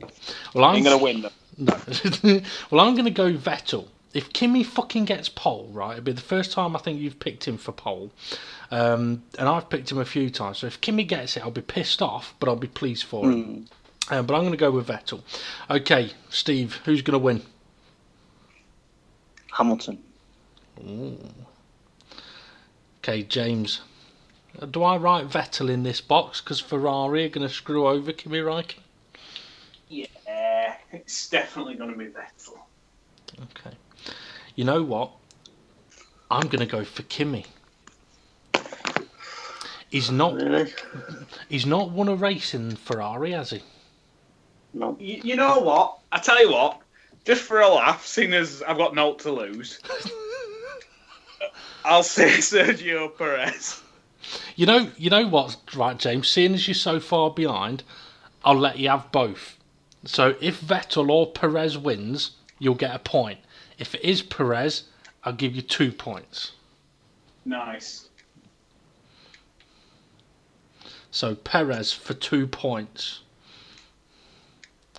Right, but I'm going to go for Kimi Raikkonen. I've got a feeling. Okay, your podium 3 then, Steve. Hamilton, Vettel, Bottas. Okay, James. Raikkonen. Sorry. Vettel, Raikkonen.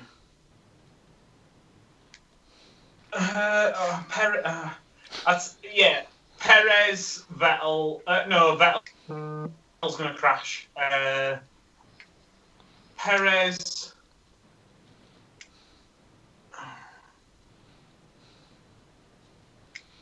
I'll say Perez.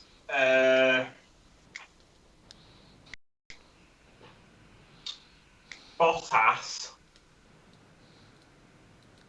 And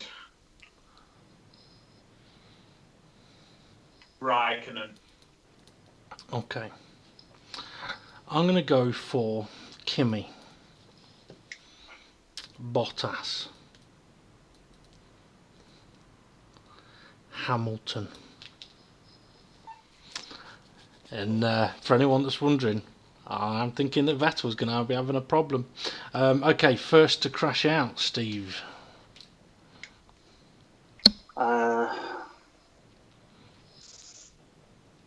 That's what I think. Someone that's going to be near the front of the mid pack. So I reckon it's going to be Ericsson. Okay. James?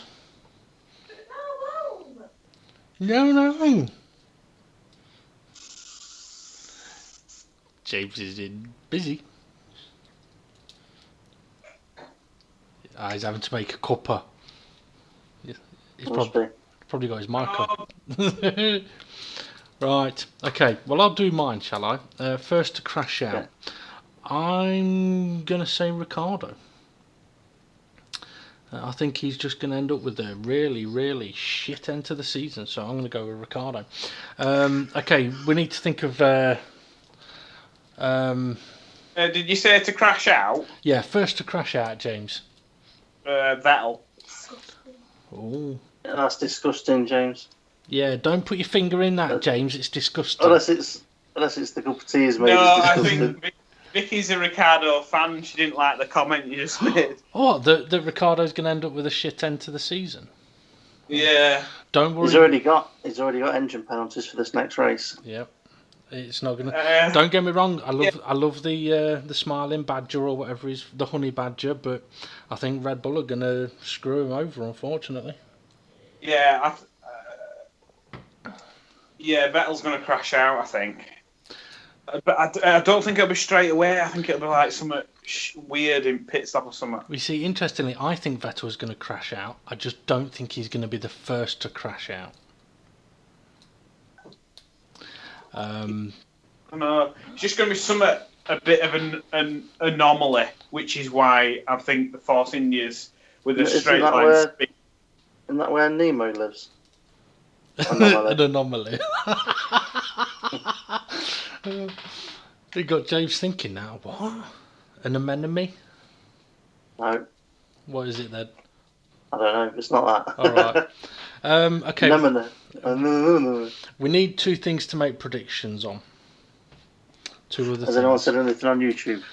Yeah, Dave the Harp said, I'll go Guy Martin, and Guy Martin for the podium. Tell you what, that was a good programme I've just watched with him. I know. Right, here's one for you. Will Kubica race in Williams this weekend? Ooh. Will he actually in the race or take part in a session? In the race.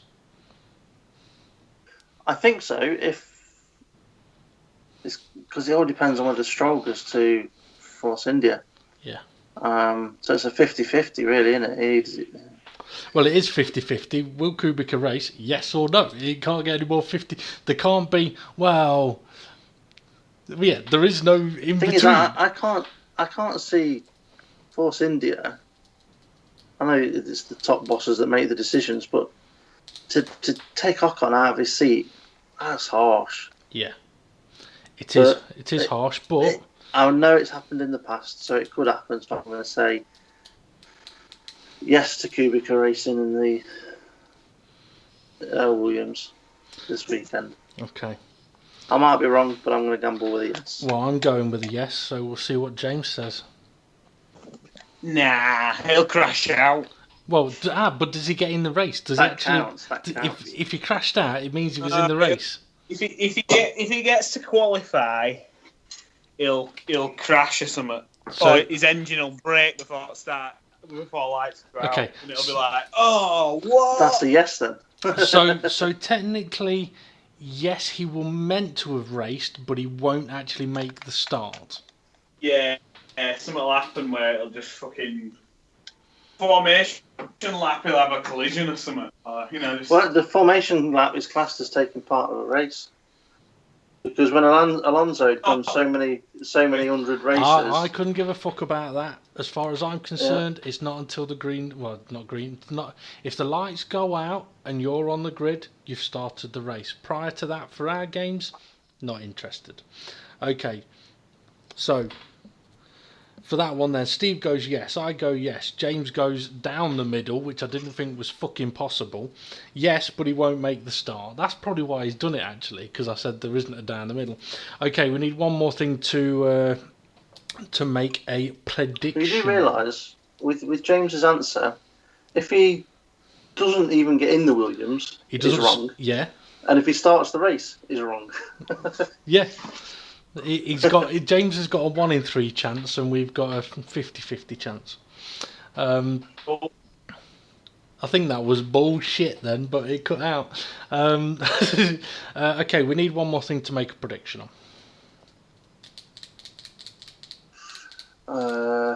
That I have had an idea for one, but it would mean counting, and I don't want to do that while I'm racing, because last time I had to do that, I ended up realising I missed a lot of the race. Okay, it is something then. Will the name of Racing Point Force India be on the cars this weekend? Ooh.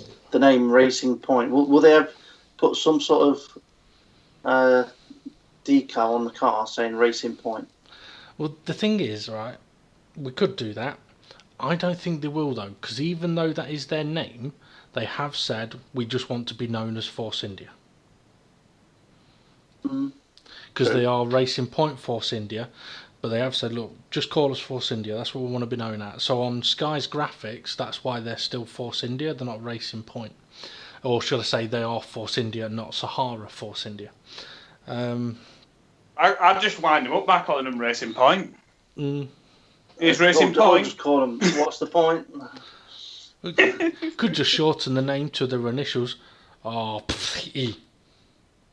Or just call them the Pink Cars. Well, that's what Brundle did, wasn't it? I think. Yeah.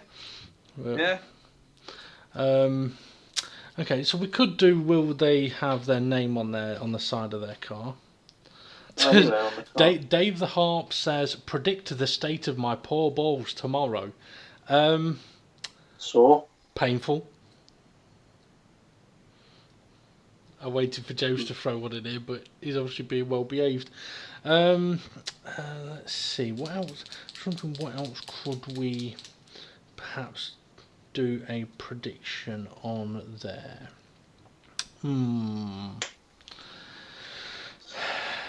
Well, you see, I was going to suggest how many times the commentary team says the word tifosi, but that means counting how many times they say tifosi.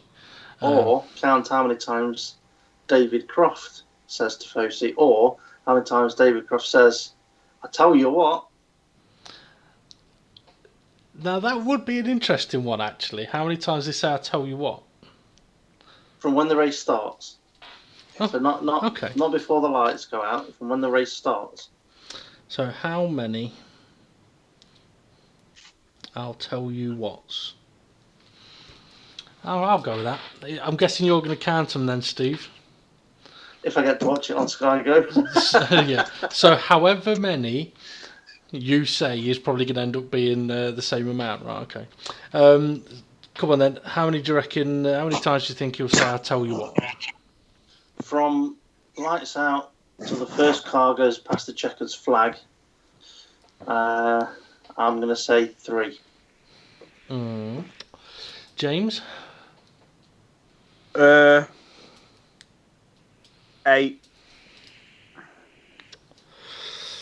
Because he's going to say Tifosi 4 times when Vettel crashes. Well, we're not doing Tifosi.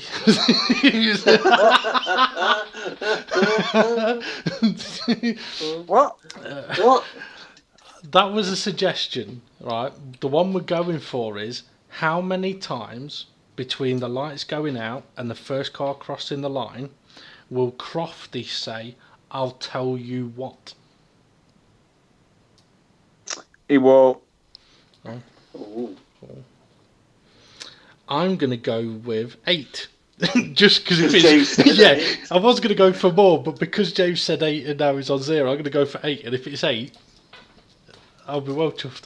Are we going to say you get a point if you're within 1?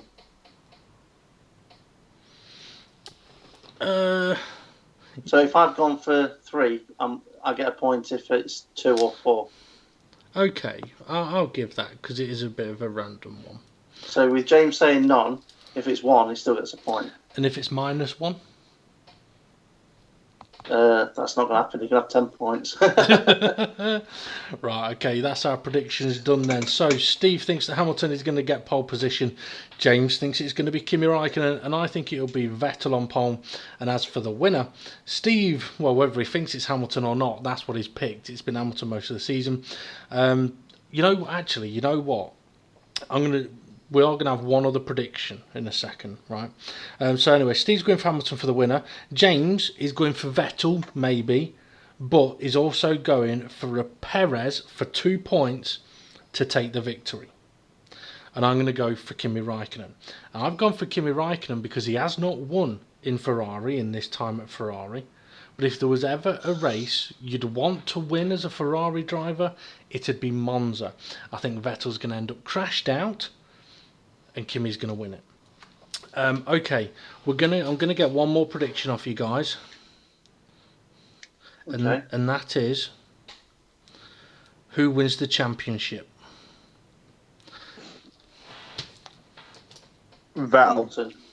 Hamilton. Okay, James goes Vettel. Steve goes Hamilton.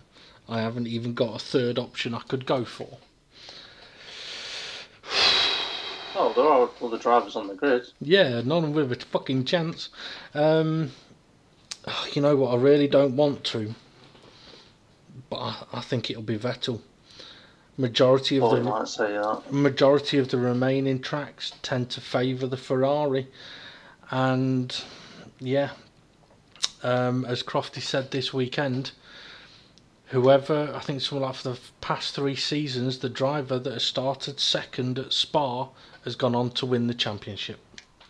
So yeah, I'm going to go with Vettel on that one. Right, that's our predictions then. Done for Monza this week. So we're going to wrap up this podcast in a few moments' time.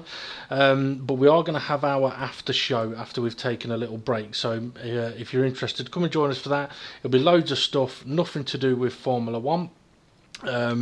Probably a lot to do with Star Wars and a few other bits and pieces, so make sure you come and check that out. We'll be back again next Tuesday for the I'll Tell You What TV F1 podcast for a review of the Monza Grand Prix, which hopefully will not be as fucking boring as Spa was, but I wouldn't be surprised if there's another big crash at turn 1 at Monza. Hopefully with Ericsson. Ericsson and Vettel. Any final thoughts, guys? Fucking shit, wasn't it? And on that, I think we'll end it there. Right, okay, thanks for joining us. Make sure you hit that like button, subscribe, and come and join us for the after show in about 5 to 10 minutes' time. See you in a bit. See you later. Bye. Blah blah blah blah blah blah blah blah blah blah blah blah blah blah.